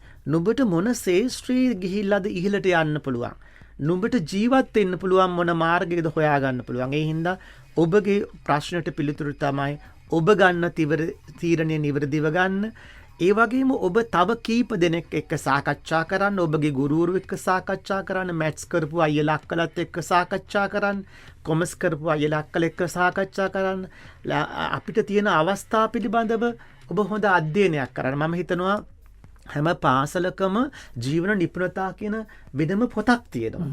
ඒකේ උගන්වනවා මේ SWOT ඇනලිසිස් කියන එක. මා තුළ තියෙන ශක්තියින්, මා තුළ තියෙන දුර්වලතා, මට තියෙන අවස්ථා, මට තියෙන බාධක ගැන. ඉතින් මේ SWOT ඇනලිසිස් එකක් හරියට කළොත් ඔබට ඔබ ගැන හොඳ විෂන් එකක් ඩෙවලොප් කරගන්න, ඒ වගේම ඔබ තුළ හොඳ මිෂන් එකක් කියන්නේ යන මාර්ගය ඔබට හොයාගන්න පුළුවන් වෙනවා. ඒ මොන මේ මාර්ගෙ තිබුණත් වැඩක් නැහැ දරුවනේ. මේ වෘත්තීය ආචාර ධර්ම කියන්නේ සාර ධර්ම ඔබ තුළ නැත්නම්. සාර ධර්ම කියන්නේ ඔබට ගරු කරන්න, ඒ වගේම ඔබට ඕන තැනක ගිහිලා කණ්ඩායමක් වශයෙන් වැඩ කරන්න, නිර්මාණශීලී වෙන්න, අලුත් දෑ ඔබට හඳුනලා දෙන්න. ඒ වගේ ඔබගේ soft skills ටික develop වුනේ නැත්නම් මොන ශේෂ්ත්‍රයේ ගියත් ඔබ දක්ෂයෙකු නම් වෙන්නේ නැහැ. ඔබට අභියෝග වලට මුහුණ දෙන්න සිදු වෙනවාමයි. කියන සනත් මත්මෑ. දැන් අපේ රට තුල ඇත්තටම අධ්‍යාපන ප්‍රතිපත්තියක් නැහැ කියලා කිව්වට මම ඒක පිළිගන්නේ නැහැ. අපේ රට තුල තියෙනවා අප්‍රකාශිත අධ්‍යාපන ප්‍රතිපත්තියක්. අන්න එහි ප්‍රතිඵලයක් ලෙස තමයි මේ අධ්‍යාපන අර්බුදය නිරූපණය කරන්නේ. ඒක දෙමෝපියන්, දරුවන් සහ ගුරුවරුන් යන පාර්ශ්ව තුනම අසහනයට අපිට පීඩනයටපත් වෙන්නේ අන්නේ සැඟවුණු අධ්‍යාපන ප්‍රතිපත්තියක් ලෙස. ඒ මම එහෙම කියන්නේ. දැන් අපි ගත්තොත් අපේ රටේ දරුවන්, අපේ රටේ දෙමෝපියන්, අපේ රටේ ගුරුවරු සෑහෙන්න කැපකිරීමක් කරනවා අධ්‍යාපනය තුළින් අර මේ අපි අර නොපෙනෙන මිරිගුවක් පසුපස යන්න. ඒ පිළිගුව පසුපස යවන්නේම මේ අප්‍රකාශිත සංගුණු අධ්‍යාපන ප්‍රතිපත්ති ප්‍රතිඵලයක් ලෙස. දැන් අපි මේ නිතරම මේ අල්ලගෙන කතා කරන්නේ රෝග ලක්ෂණය, රෝග නිදානය පිළිබඳව කතා කරන්න අපිට ඉඩ දෙන්නේ නැහැ. මොකද මේ සංගුණු අධ්‍යාපන ප්‍රතිපත්තිය සහ සංගුණු මේ අධ්‍යාපන ප්‍රතිපත්ති මූලධර්ම මත. දැන් අපි තවදුරටත් කොපමණ කතා කරත් මේ අර මහා පොදු සාධකයේ අපි නිතරම සංගවීම තුල එක්ක සිතාමතා සංගවනවා, එක්ක නොදුවක්කම සංගවනවා. තවදුරටත් අපිට උරුම වෙන්නේ මේ අධ්‍යාපන ප්‍රතිපත්තිය, මේ අප්‍රකාශිත අධ්‍යාපන ප්‍රතිපත්තිය නිසා අසහනය, අතෘප්තිය, පීඩනය පමණයි. මම උදාහරණ ලෙස කිව්වොත් අපි ශ්‍රී ලංකා ගුවන් සේවයට මේක යහපත් මට්ටමේ රටට හිතකර ලෙස කළමනාකරණය කරන පුද්ගලයෙක් පත් කරගන්න අපිට අපේ අධ්‍යාපන ක්‍රමය තුලින් නිර්මාණය කරගන්න තාමත් තියෙනවා. ඒ එක ආයතනයක් පමණයි. අප රට වලට අවශ්‍ය පුද්ගලයන් නිර්මාණය කරගන්න මේ අධ්‍යාපන අසමත් වෙලා තියෙන්නේ මේ අප්‍රකාශිත සංගවුණු අධ්‍යාපන ප්‍රතිපත්තිය නිසා. හොඳයි සනත් මහත්මයා. උදේ මහත්මයා ගැන මොන හරි කියනවද? අප්‍රකාශිතයි කියලා කියනවා. ඒක අහන්න ඕනේ. එයාගේ පැහැදිලි කරගත්තා. සනත් මහත්මයා අප්‍රකාශිතයි කියලා කියන්නේ ඔබතුමා මොකද හැංගිච්ච දෙයක් තියෙනවා දුරකථනයේ විසන්දි වෙලා. නමුත් එතුමා කියන්නේ මේ හැංගිච්ච දෙයකින් අපිව පාලනය කරනවා කියලා. මොකද ඔබතුමාලගේ අදහස? ඒ වක්‍රව කියනවා නම් උදේ මේ කියන්නේ මට තේරෙන්නේ නම් මේ දේශපාලනය. දේශපාලනයට දැන් අපි උදාහරණයක් කියමුකෝ. අපි දැන් මේ වර්තමාන ජනාධිපතිතුමා වුණත් බලයට එනකොට කිව්වා විද්වතුන් මිනිස්සුන්ට උගතුන්ට තනක් දෙනවා කියලා. මට මතකයි හැම ආයතනයකම ප්‍රධානින් වශයෙන් දාන්න ජනාධිපති ලේකම් කාර්යාලයෙන් හැම උගත් මිනිස්සෙකුගේම ඇප්ලිකේෂන් එකක් කෝල් කළා. ලක්ෂ ගණන් පිටරටවල ඉන්න උගතුන් ලංකාවේ ආයතන බාර අරගෙන කරන්නම් කියලා ඒගොල්ලන්ගේ කැමැත්ත ප්‍රකාශ කළා. ඔවුන්ගේ CV ඉදිරිපත් කළා. නමුත් ඔය එක ලැබුණ කියලාවත් පෞසු පිළිතුරක් යවුවේ නැහැ. ඔවුන්ට ඕන අය තමයි දාගත්තේ. අන්න අප්‍රකාශිත ප්‍රතිපත්තිය. ඒ ප්‍රතිපත්තියක් නැති දේශපාලනය තුල වුණේ රට කඩා වැටීම. රට කඩා වැටෙන ප්‍රධානම හේතුව අපේ රාජ්‍ය නිලධාරීන්ගේම වගකීම, වගවීම නොමැතිකම. දැන් ජනාධිපතිතුමා නොමෙ ඉන්නේ තේරුවේ තවත් රාජ්‍ය නිලධාරීන් පිරිසක්. ඒ රාජ්‍ය නිලධාරීන් ඔකට හවුල් වුණා. ඒගොල්ලන්ටත් වගකීමක් තියෙනවා. වගවීම කියන්නේ හෘද සාක්ෂියක් තියෙනවා. මේ රට අද මේ අභියෝගයකට මුහුණ පාන්න උනේ අර සනත් මහත්තයා කිව්ව අප්‍රකාශිත ප්‍රතිපත්තිය සංගවිච්ච විෂයමාලාව තුළ. ඒ සංගවිච්ච විෂයමාලාව තුළ අපි තාම රැවටිලා. මේ රැවටීමෙන් තොර රටක් හදන්න නම් අපිට හැම රාජ්‍ය නිලධාරියෙක්ම තමන්ගේ වෘත්තීය මට්ටම ඉහළට වෘත්තිකත්වය නංව ගත යුතුයි. මට පුංචි ප්‍රශ්නයක් අහන්න දෙන්නකෝ. දැන් ඔබතුමා කියන විදිහට දැන් ඒ සංගවිච්ච දේශපාලන කාරණාව හින්දා ඇයි මේ කියන උගත් රාජ්‍ය නිලධාරියා එළියට එන්නේ නැත්තේ? උගත් රාජ්‍ය නිලධාරියා එළියට එන්නේ නැත්තේත් ගොඩක් විට අපේ රට තුළ තියෙනවා පලි ගැනීම කියන එක. වෘත්තීය කුහකත්වය කියන එක. දැන් බලන්න අපි දැක්ක දැන් වර්තමානයේ මහ බැංකුව ගත්තොත් මහ බැංකුවේ තිබිච්ච හොරවැර වංචා දැන් කියලා වැඩක් නැහැනේ. දැන් විගණාකාධිපතිතුමා දැන් ප්‍රකාශ කරනවා කලින් හිටපු එක. එතකොට ඒක තමයි මගේ ප්‍රශ්නේ. විගණාකාධිපතිතුමා හොඳට ඉගෙන ගත්ත කෙනෙක්නේ. එතකොට මේ අධ්‍යාපනයෙන් මේ සමාජයට යහපතක් වෙලාද? අධ්‍යාපනයෙන් යහපතක් වෙලා තියෙනවා උදය. නමුත් මෙතන තියෙන්නේ පෞරුෂය සංවර්ධනය සහ ආකල්පවල තියෙන ගැටලුවක්. අන්න හරි. එතන තමයි මට තේරෙන්නේ. එතකොට අධ්‍යාපනය ඇඩ්‍රස් කරලා නැහැ. අපේ විශ්වවිද්‍යාලය කතා කරලා නැහැ නායකත්වය කියන එක. ඒක තමයි මේ රටට ආදරය කරන මිනිස්සුන් ගොඩ නැගලා නැහැ. එතකොට අපේ අධ්‍යාපනය ඇතුලේ අරමුණු ඉෂ්ට වෙලා නැහැනේ. අධ්‍යාපනය අසාර්ථකයිනේ. නැත්තම් කොන්දක් අපේ සරල භාෂාවෙන් කිව්වොත් කොන්ද හදලා නැහැනේ මේකේ. රාජ්‍ය නිලධාරියගේ කොන්ද හැදුවා නම් දේශපාලකට ඕන විදිහට වැඩ කරන්න නෙමෙයි. නෑ සර් මේක මෙහෙමයි කියලා දේශපාලකට කිව්වනම් දේශපාලකට අහන්න වෙනවා. ඒ අහන්නෙත් නැත්තම් පර්මිට් එකක් අරගෙන ඕවර්සීස් ටුවර්ස් ටිකත් ඔක්කොම යන්න නැතුව දාලා ගහලා යන්න පුළුවන් නේ ගෙදර. ඒ නොකර ඉන්නේ මේ ඉගෙනගෙන දින කීයක් හරි හම්බ කරගන්න. මම යාර සඳුනි දරුවට උත්තර දෙන්න. මේ ඉගෙනගෙන දින කීයක් හරි හම්බ කරගන්න. කවුරු මොනවා කරගත්තත් දැන් කරන්න දෙන්නේ මගේ වැඩ ටික මම කරගෙන ඉන්නවා. ඉගෙන කාතිපත්තුමා වගේ අවුට් වුණාන් පස්සේ රිටයර් වුණාන් පස්සේ මේවා ගැන කතා කරනවා. මම කියන්නේ මේ ඔක්කොටම හේතුව වෙලා තියෙන්නේ කොන්දක් නැති මිනිස්සු ටිකක් බිහිවීමනේ. එතකොට මම කියන්නේ කොන්ද කඩලා තියෙන්නේ අධ්‍යාපනයෙන් කියලා මම යෝජනා කරොත්. කොන්ද කඩලා තියෙන්නේ අධ්‍යාපනයෙන් කියන්නේ අධ්‍යාපනයේ ප්‍රධාන කුළුණු 4ක් තියෙනවා. 1996 ඩෙලර්කිල අධ්‍යාපන කමිෂන් වාර්තාවක් ඉදිරිපත් කළා 21 වන සතවර්ෂයේ අධ්‍යාපනයේ කොයිබටද කියලා. ඒකේ ප්‍රධාන කුළුණු 4ක් තියෙනවා. පළවෙනි කුළුණ තමයි learning to know කියන්නේ. දැන ගැනීමට ඉගෙන ගැනීම. දැන් අපේ දරුවෝ මේ දැන ගැනීමට ඉගෙන ගැනීම තුළ හැම දරුවෙක්ම විෂය තුළ සිරස් අතට ඉහිලා තියෙනවා. ඒ 9 ගත්ත, ඒ 3 ගත්ත දරුවෝ වැහි වැහැලා ඉන්නවා. ශිෂ්‍යත්වයේ පාස් වෙච්ච දරුවෝ වැහි වැහනවා දැන්. නමුත් learning to do ඒ තමන්ගේ විෂය තුළ තමන්ට ඉගෙනගත්ත දේ ප්‍රායෝගිකව ක්‍රියාත්මක කරන්න පුළුවන්ද? හොඳම උදාහරණය තමයි දැන් ප්‍රායෝගිකව ක්‍රියාත්මක කරන්න පුළුවන් ලංකාවේ වැඩිම PhDs තොගයක් තියෙන කෘෂිකර්මයට. එහෙනම් ලංකාවේ කෘෂිකාර්මික රටක්. කෘෂිකර්ම දෙපාර්තමේන්තුව තුළ කෘෂිකර්ම අමාත්‍යාංශ තුළ ආචාර්ය උපාධිධාරීන් පුදුම විදිහට සමාවෙන්න මට විනාඩියක් ඕනේ. දැන් ඔබතුමා කියන ලංකාව කෘෂිකර්ම රටක් සහ ලංකාවේ PhD කරපු ඇග්‍රිකල්චර් වල ගොඩාක් ඉන්නවයි කියලා ලංකාවේ 2018 මහා බැංකුව වාර්තාවට අනුව දලදේශීය නිෂ්පාදිතයේ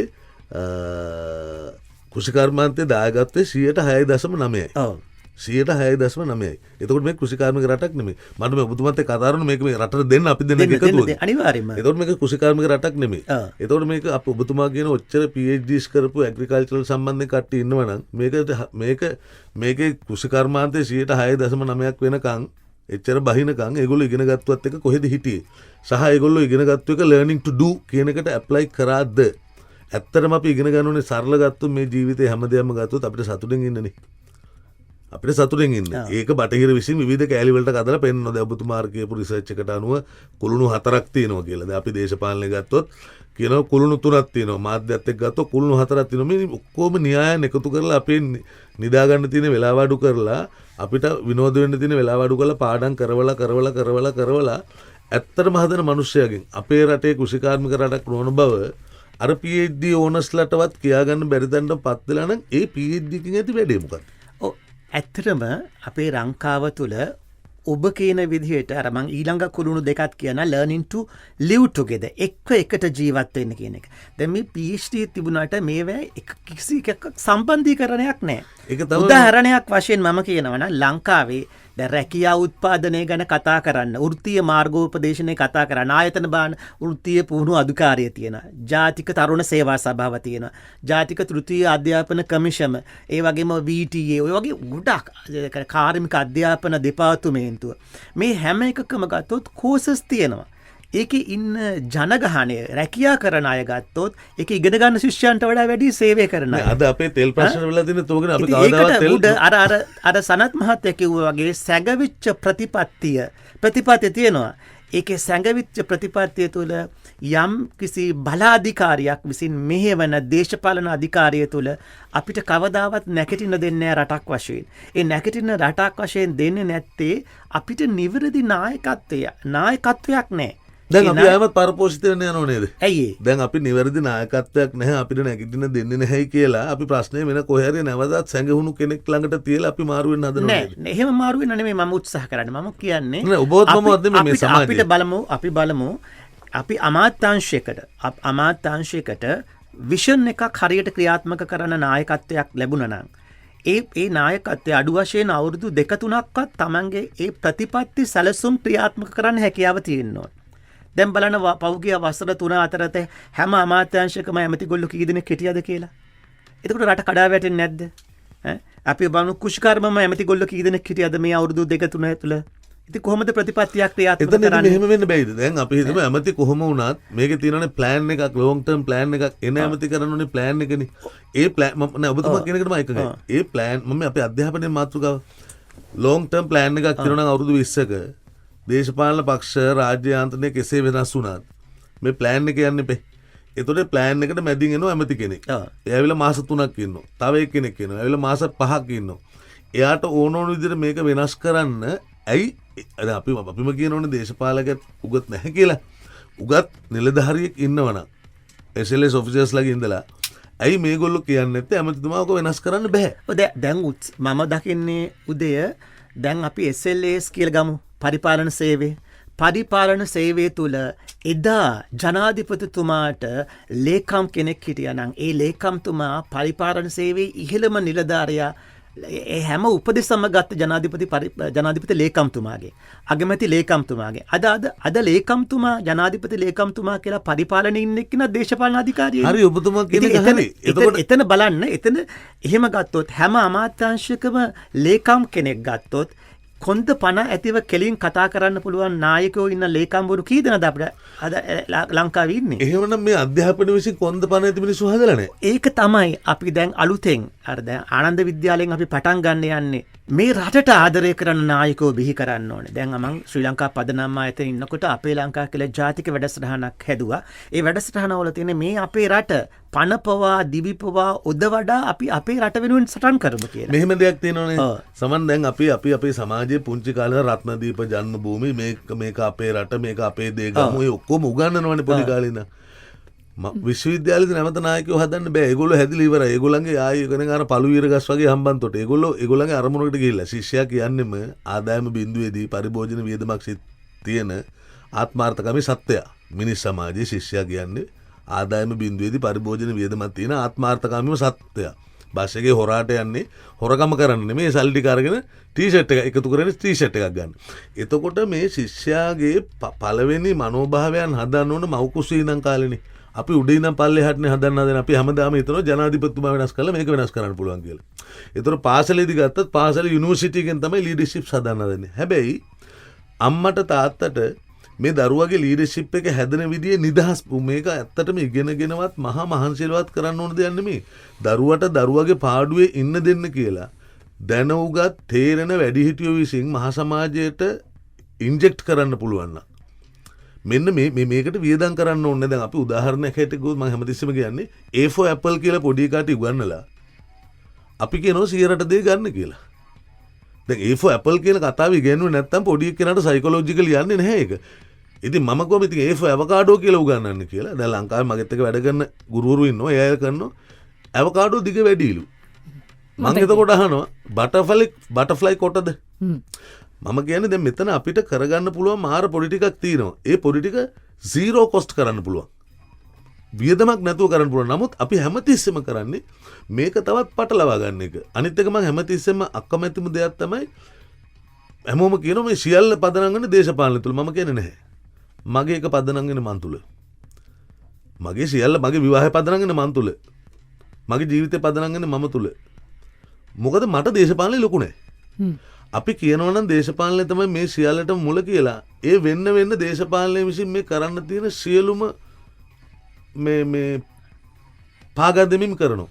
ඒක දේශපාලකයා නෙමෙයි මම කියන්නේ. දේශපාලනයට වඩා ගොඩක් ඉහළින් තියෙන දේවල් තියෙනවා. නෑ එදා අර සංඝ වෙද ගුරු ගොවි කම්කරු කියලා ඒ පංචමහා බලවේග තමයි රට පාලනය කළේ. ඒ රට පාලනය කර තත්ත්වයට ආයි නැවත අපිට දැන් අපේ අධ්‍යාපන ක්‍රමයේ තුලත් දේවා පැහැදිලිව දැන් පැහැදිලි වෙනසක් සිදු වීගෙන යනවා. නැත්තේ නෑ. ජාතික අධ්‍යාපන ආයතනය ගත්තත් අධ්‍යාපන අමාත්‍යාංශ ගත්තත් දැන් අලුත් සැලසුම් ගත්තොත් හරි මේ අපි බලාපොරොත්තු වන අධ්‍යාපන රාමුව ගොඩ නැගෙනවා. මට විරාමයක් දෙන්න. අපි විරාමයේ වෙලාව පහු කරලා තියෙන්නේ 11:00 ඒ වෙලාව 27 74 604 27 96 777 අපේ සංවාදයට එක් වෙන්න ඔබට පුළුවන්.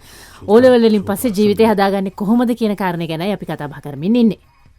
වෙලාව දැන් මං කැමති සතික දැනගන්න මේ ඕලෙවල් පාස් වෙන ප්‍රමාණය හා සමානවම අසමත් වෙන පිරිසකුත් ඉන්නවනේ. ඒ අසමත් වෙන පිරිස කියලා කියන්නේ ලංකාවේ කිසිම දෙයක් පස්සේ කාලෙක නොකරන පිරිසක් බවට පත් වෙනවා. ඒ කියන්නේ සමහර ත්‍රිවිල් එකක් පදින්නේ කෙනෙක් වෙන්න පුළුවන් මොන හරි පිළිගත්තේ නැති මේ ලංකාවේ මේ වටිනාකම් මනු මම මේ කියන්නේ මම නම් ඒවා පිළිගන්නවා. එහෙම පිළිගත්තේ නැති හරිහමන් රස්සාවක් නැති කට්ටියට එකතු වෙන්නේ ඕලෙවල් අසමත් වෙච්ච කට්ටිය. ඒතර මෙතනත් ප්‍රශ්නයක් තියෙනවා. අපි සමත් වෙච්ච අය මොකද කරන්නේ කියලා කතා බහ කරන ගමන්ම අසමත් වෙච්ච අයගේ ප්‍රශ්න ගැනත් කවුරුත් කවදාවත් කතා කරන්නේ. ඒගොල්ලෝ මොනවා හරි කරගනි. ඒගොල්ලෝ කොහෙට හරි යයි මොකක් හරි වෙයි. ඒගොල්ලෝ වැඩක් නැහැ. පාස් වෙච්ච කට්ටිය මොකද කරන්නේ කියන එක තමයි අපිටත් වැදගත් වෙලා තියෙන්නේ. මම කැමතියි සතිකේ පිළිබඳව දැනගන්න. ඔව් මයිර් දැන් ඇත්තටම අපේ රටේ ආපු විදිහක් තියෙනවා. ඒ කඩයිම් වලදී අපේ දරුවෝ ඒ කඩයිම් ජය ගන්න ආකාරය අනුව තමයි ජීවිතය තීරණය කරේ. ඕලෙවල් විභාගයේ ඔබතුමිය කිව්වා වගේ අසමත් වුණොත් අපේ දරුවෝ ඒ සමාජය තුළ ඊළඟට ගොඩනැගෙන්නේ කියන හරි ආකල්පමය හෝ එහෙම නැත්නම් රටක් තුළ අපිට හරි සැලසුමක් තිබුණේ නැහැ. ඒ ලෙවල් විභාගය කරා විශ්වවිද්‍යාලයට ප්‍රවේශ වෙන්න බැරි වුණොත් මුකුත් නැහැ. හැබැයි විශ්වවිද්‍යාල ප්‍රවේශයේදී Tamanට එන්නේ වෛද්‍ය විද්‍යාව නම් ඒක කරනවා.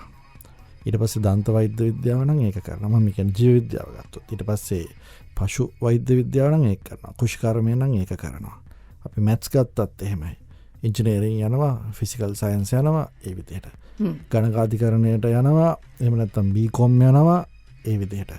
කලා විෂයන් කරනවා, එක්ක අපි සිංහල භාෂාව ඉගෙන ගන්නවා, පර්ෆෝමන්ස් ආර්ට්, අපි නර්තනය, සංගීත මේ වගේ මේ එන දේ තමයි යන්නේ. එතකොට මේ දරුවෙක් ගොඩ නැගෙද්දී, මේ ලෝකෙට දරුවෙක් එද්දී, ඒ දරුවා හඳුනා ගැනීමේ කාර්යභාරය හරි වැදගත්. මේකේ මුල්ම ගුරුවරයා වෙන්නේ කවුද? දෙමව්පියෝ. එතකොට දෙමව්පියෝ කොහොමද අපේ රටේ මේක හරියට අඳුරගන්නේ? දෙමව්පියෝ කොහොමද දරුවත් එක්ක කටයුතු කරන්නේ? අපි දෙමව්පියන්ට මම යෝජනා කරලා සල්ල ක්‍රියාකාරකම. පුළුවන් දැන් හිතන්න ඔබේ දරුවාගේ යම් පාසල් අවධිය තුල ගොඩ නැගෙද්දී අපි දෙමව්පියන්ට කියනවා පුංචි ගහක් අඳින්න කියලා, කොලයක් අරගෙන. ඕන කෙනෙක්ට සාක්ෂරතාවයක් ලොකුවට තියෙන්න ඕනේ නැහැනේ අපේ දෙමව්පියන්ට ගහක් අඳින්න. මේක අපිට මේ විෂුවලි කරන්න පුළුවන් දෙයක්. ග්‍රැෆිකලි ඒ පැත්තට කරන්න පුළුවන් දෙයක්. එතකොට මේ ගහ ඇඳලා ගහේ මුලේ අපිට ලියන්න පුළුවන් තමන්ගේ දුවා පුතා මොන වගේ විෂයන් වලටද දක්ෂ කියලා. දැන් උදාහරණයක් විදිහට අපි කිව්වොත් තමන්ගේ දරුවා දක්ෂ හෝම් සයන්ස් වලට වෙන්න පුළුවන්. එතකොට එයා ඊට පස්සේ මේ ගහ උඩට අපි යද්දි, කඳ දිගේ ඉස්සරහට යද්දි අපිට දැනෙනවා එතකොට මේ විෂයත් එක්ක එයාගේ මොනවද තියෙන කුසලතා. අන්න එයා උයන්න දක්ෂයි. අන්න කුසලතාවයේ කොට නැගෙනවා. එතකොට මේ ගහේ අතුපතර විහිදිලා උඩට එද්දි මේකේ ප්‍රොඩක්ට් එකක් විදියට එළියෙන් එන්නේ මොකක්ද? චෙෆ් කෙනෙක් වෙන්න බැයිද? පුළුවන්. අද අපි ගත්තොත් දේශීය වගේම විදේශීය වෙළඳපොලේ ලොකු ආදායමක් උපයන්න පුළුවන් වෘත්තියක්. අන්න අපි වෘත්තියක් අඳුර ගන්නවා. අපේ දෙමව්පියෝ කොතනින්ද පටන් ගන්න ඕනේ මූලිකවම? දරුවගේ ආස දේ මොකක්ද? දරුවට තියෙන කුසලතාවය, හැකියාව තියෙන්නේ කොතනද? දරුවන්ගේ ඉදිරි අනාගතයේ දරුවට තියෙන වෙන්න ඕන වෘත්ති ආසාව, එහෙම නැත්නම් ඒ විෂන් එක, අපි කියන දැක්ම කොතනද තියෙන්නේ? මෙතනින් දෙමව්පියෝ පටන් ගන්න ඕනේ. හැබැයි අපයි දෙමව්පියෝ එක විතරක් අඳුරගෙන මැදේ. අපේ දෙමව්පියෝ තව දරුවොත් එක්ක කටයුතු කරනකොට දැන් මේක මේ තීරණය ගන්න ඕනේ ඕලෙවල් විභාගය ඉවර වෙලා ඊළඟ සතියේ මොන ටියුෂන් ක්ලාස් එකටද යන්නේ, මැත්ස් කරන්නේ, බයෝද කරන්නේ, ආර්ට්ස්ද කරන්නේ, කොමර්ස්ද කරන්නේ කියලා තීරණය කරන්න වෙයි. ආදරණීය දෙමව්පියනි, ඔබ දරුවත් එක්ක ගොඩනැගෙද්දිමයි මේ තීරණ තීන්දුව ගන්න ඕනේ. එතකොට ඔබට මේ වගේ මේ සතියකින් තමන්ගේ දරුවගේ ජීවිතේ බිලි දෙන්න වෙන්නේ නැහැ. මම මේකට කියනවා බිලි දෙනවා කියලා. දැන් අපේ ආදරණීය දරුවෝ අසරණයි කියන්නේ ඒකයි. දැන් මේ බිලි දෙනවා ජීවිතේ එක තැනකදී. එක පාට O level ඉවර වෙනකොට බිලි දෙනවා. එක පාට A level ඉවර වෙලා ඒ සමත් නොවුනොත් අර විශ්වවිද්‍යාලයට ප්‍රවේශ වෙනොත් ජීවිතේ බිලන.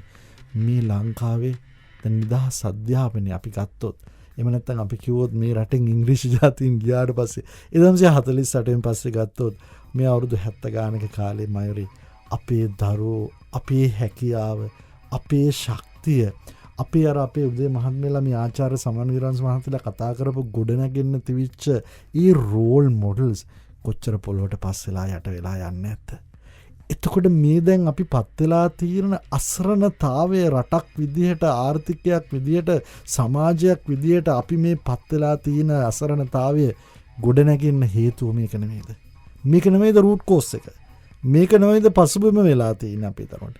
එහෙනම් අපි ආදරණීය දෙමව්පියනි, ඔබ මේ ආරම්භ කරන කටයුත්තේ ඔබ දෙවනුව මේ අපි කතා කරන, මම කතා කර අවසානයේ ඔබ බලාපොරොත්තු වෙන හොඳ රැකියාවක්, වෘත්තියක් ඔබේ දරුවට දෙන්නනේ. එහෙනම් ඔබ මේ ශ්‍රම, අපි කතා කරන බලකායක් තුල, මේ ශ්‍රම වෙළඳපොලක් තුල ඔබ මේ කරුණු කාරණා දත්ත පිළිබඳව යම් අවබෝධයක් ලබා ගන්න බලාපොරොත්තු වෙනවා. මේක සතියකින් කරන්න බෑ.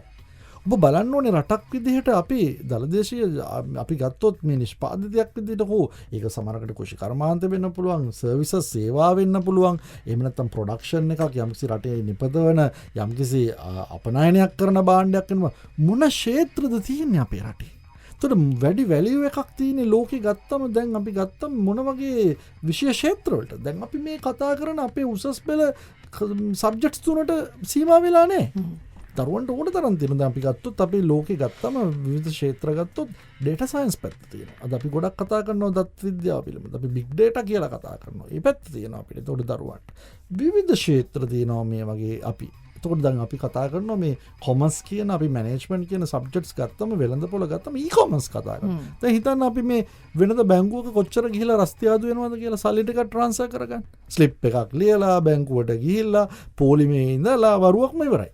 අද මොකද කරන්නේ? දුරකථනයෙන්ම පරිගණකයෙන්ම සියලු දේ කරගන්න. එතකොට මේ ලෝකේ යන ප්‍රවණතාවයක් තියෙනනේ මගේ ආදරණීය අම්මේ තාත්තේ දුවේ පුතේ. එතකොට මේ ප්‍රවණතාවයත් එක්ක ගොඩනැගෙන වරකියා වෙළඳ පොළ. එතකොට අපි ඒව තමයි අඳුර ගන්න ඕනේ. අපි අඳුර ගන්න ඕනේ සබ්ජෙක්ට්ස් නෙවෙයි.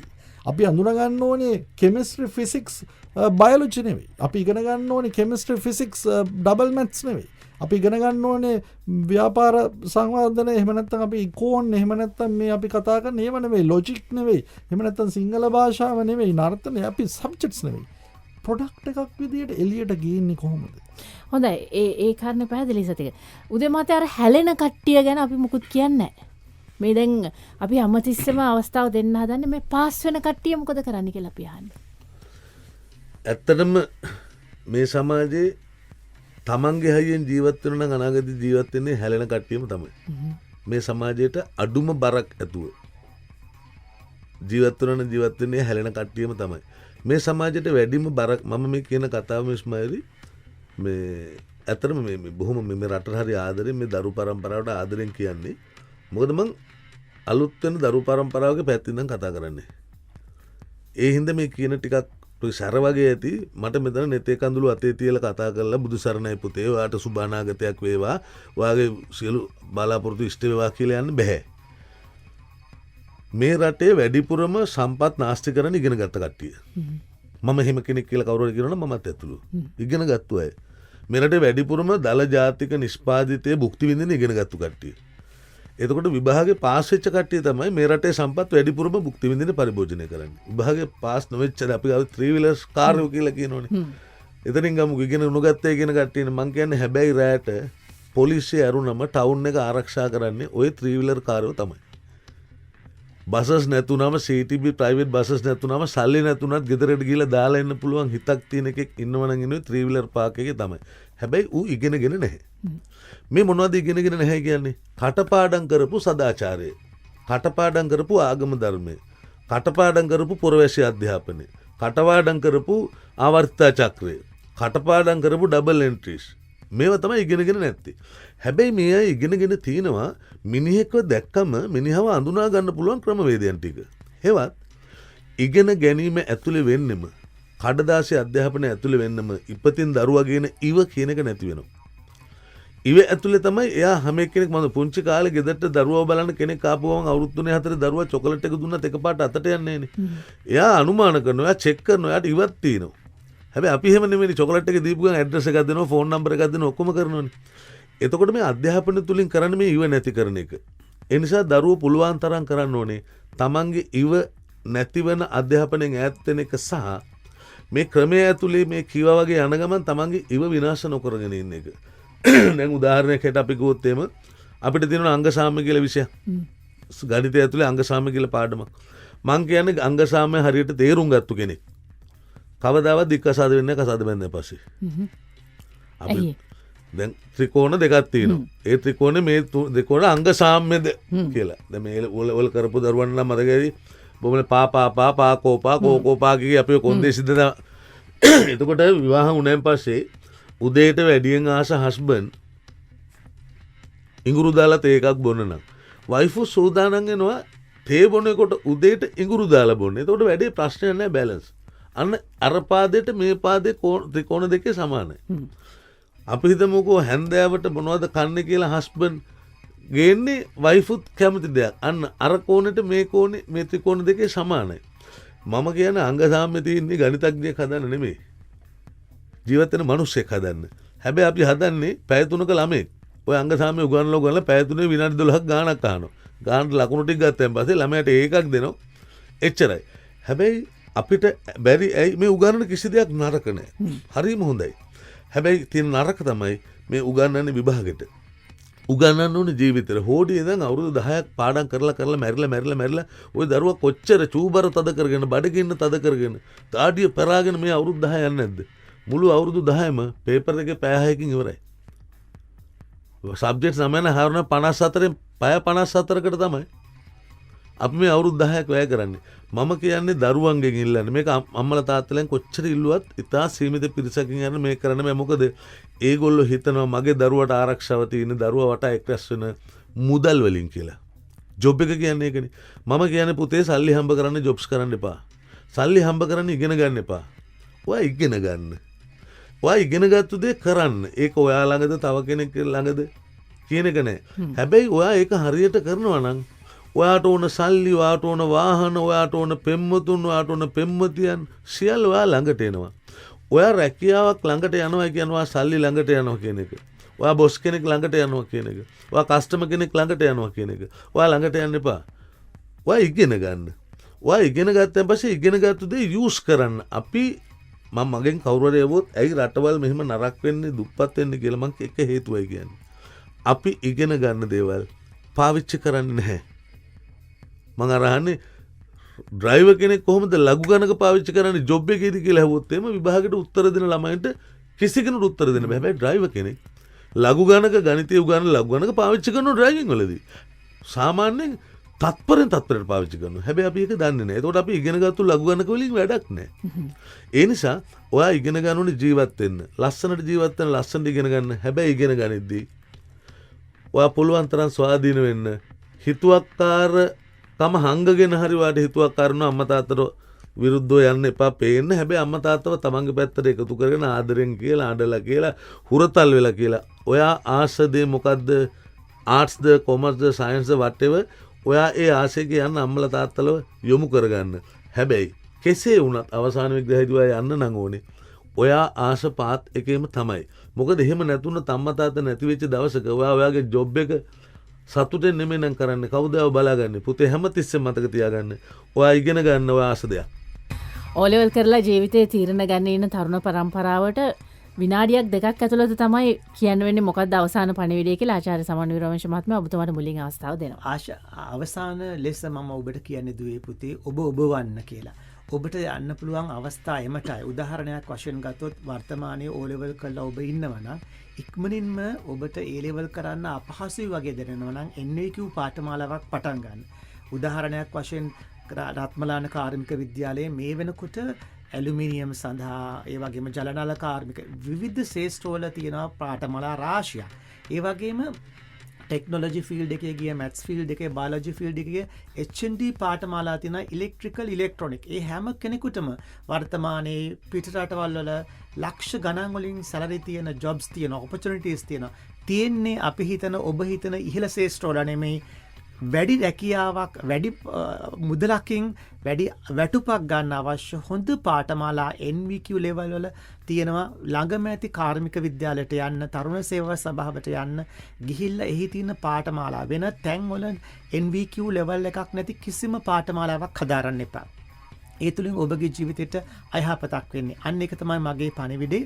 වහාම යන්න කාර්මික විද්‍යාලයට ගිහිල්ලා ඒ පාඨමාලාවක් සඳහා ලියාපදිංචි වෙන්න. එවිට ඔබට අර NVQ level මට්ටම උපාධියක් දක්වා යාමට හැකියාව තියෙනවා. ඒ අවස්ථාව ඔබ උදා කර ගැනීමයි මා බලාපොරොත්තු වෙනවා. ඒ වගේම අපි බලාපොරොත්තු වෙනවා ඔබට පාසල් මට්ටමින් ඇවිල්ලා ඔබව දැනුවත් කරන්න ශිෂ්‍ය නායකින් ප්‍රධාන වශයෙන් ඒ සඳහා අනාගතය අපි හා එක්වන්න කියලා ඔබේ පාසලට අපි ඇරවුම් කරනවා. සතික මොකද කියන්නේ? පොඩ්ඩි වෙලාවයි තියෙන්නේ. ඕමයිරි. දැන් මේ අපේ අපි ගත්තොත් මේ යුගය ගත්තොත් අධ්‍යාපනයට සීමා මායිම් නෑ විවෘතයි. ඔබට ඔබේ ජීවිතයේ දුවේ පුතේ ගවේෂණය කරන්න එමට අවස්ථා තියෙනවා. ඔබ වෘත්තිකයෙක් වෙන්න ඕනේ. ඔබට ව්‍යවසායකයෙක් වෙන්න පුළුවන්. ඔබ මොකද කරන්න ඕනේ? අපි කතා කරනවා PSP කියලා. අපි කතා කරනවා problem solving. කියන්නේ product එකක් මොකක් හරි ගත්තොත් skill එකක්. ප්‍රශ්නයක් විසඳන්න පුළුවන් හැකියාවක් ඔබ හදාගන්න. ඔබ මොන විශේෂයද? එහෙම කෙනෙක් වෙන්න ඔබ ජීවිතේ ජයගනි. උදේ මහත්මයා කෙටියෙන්ම කියන්නේ. කෙටියෙන්ම කියන්න තියෙන දූල පුතාලට පුතේ අකීකරුකම කීකරුකමට වඩා අගනය. අකීකරු වෙන්න කියලා කියන්නේ. අකීකරු වෙන්න. හොඳයි. අපි සංවාදය එතකින් නිමා කරනවා. දිලානි අද දවසේ වගේම අසිත විහාරා අපේ නිෂ්පාදක කණ්ඩායමේ හිටියා. ලබන සතියේත් අපි මේ වගේම සංවාදයකින් ඔබ හමු වෙන බලාපොරොත්තු වෙනවා. සුබ දවසක් එනං හැම දිනෙකටම මම මයිලි.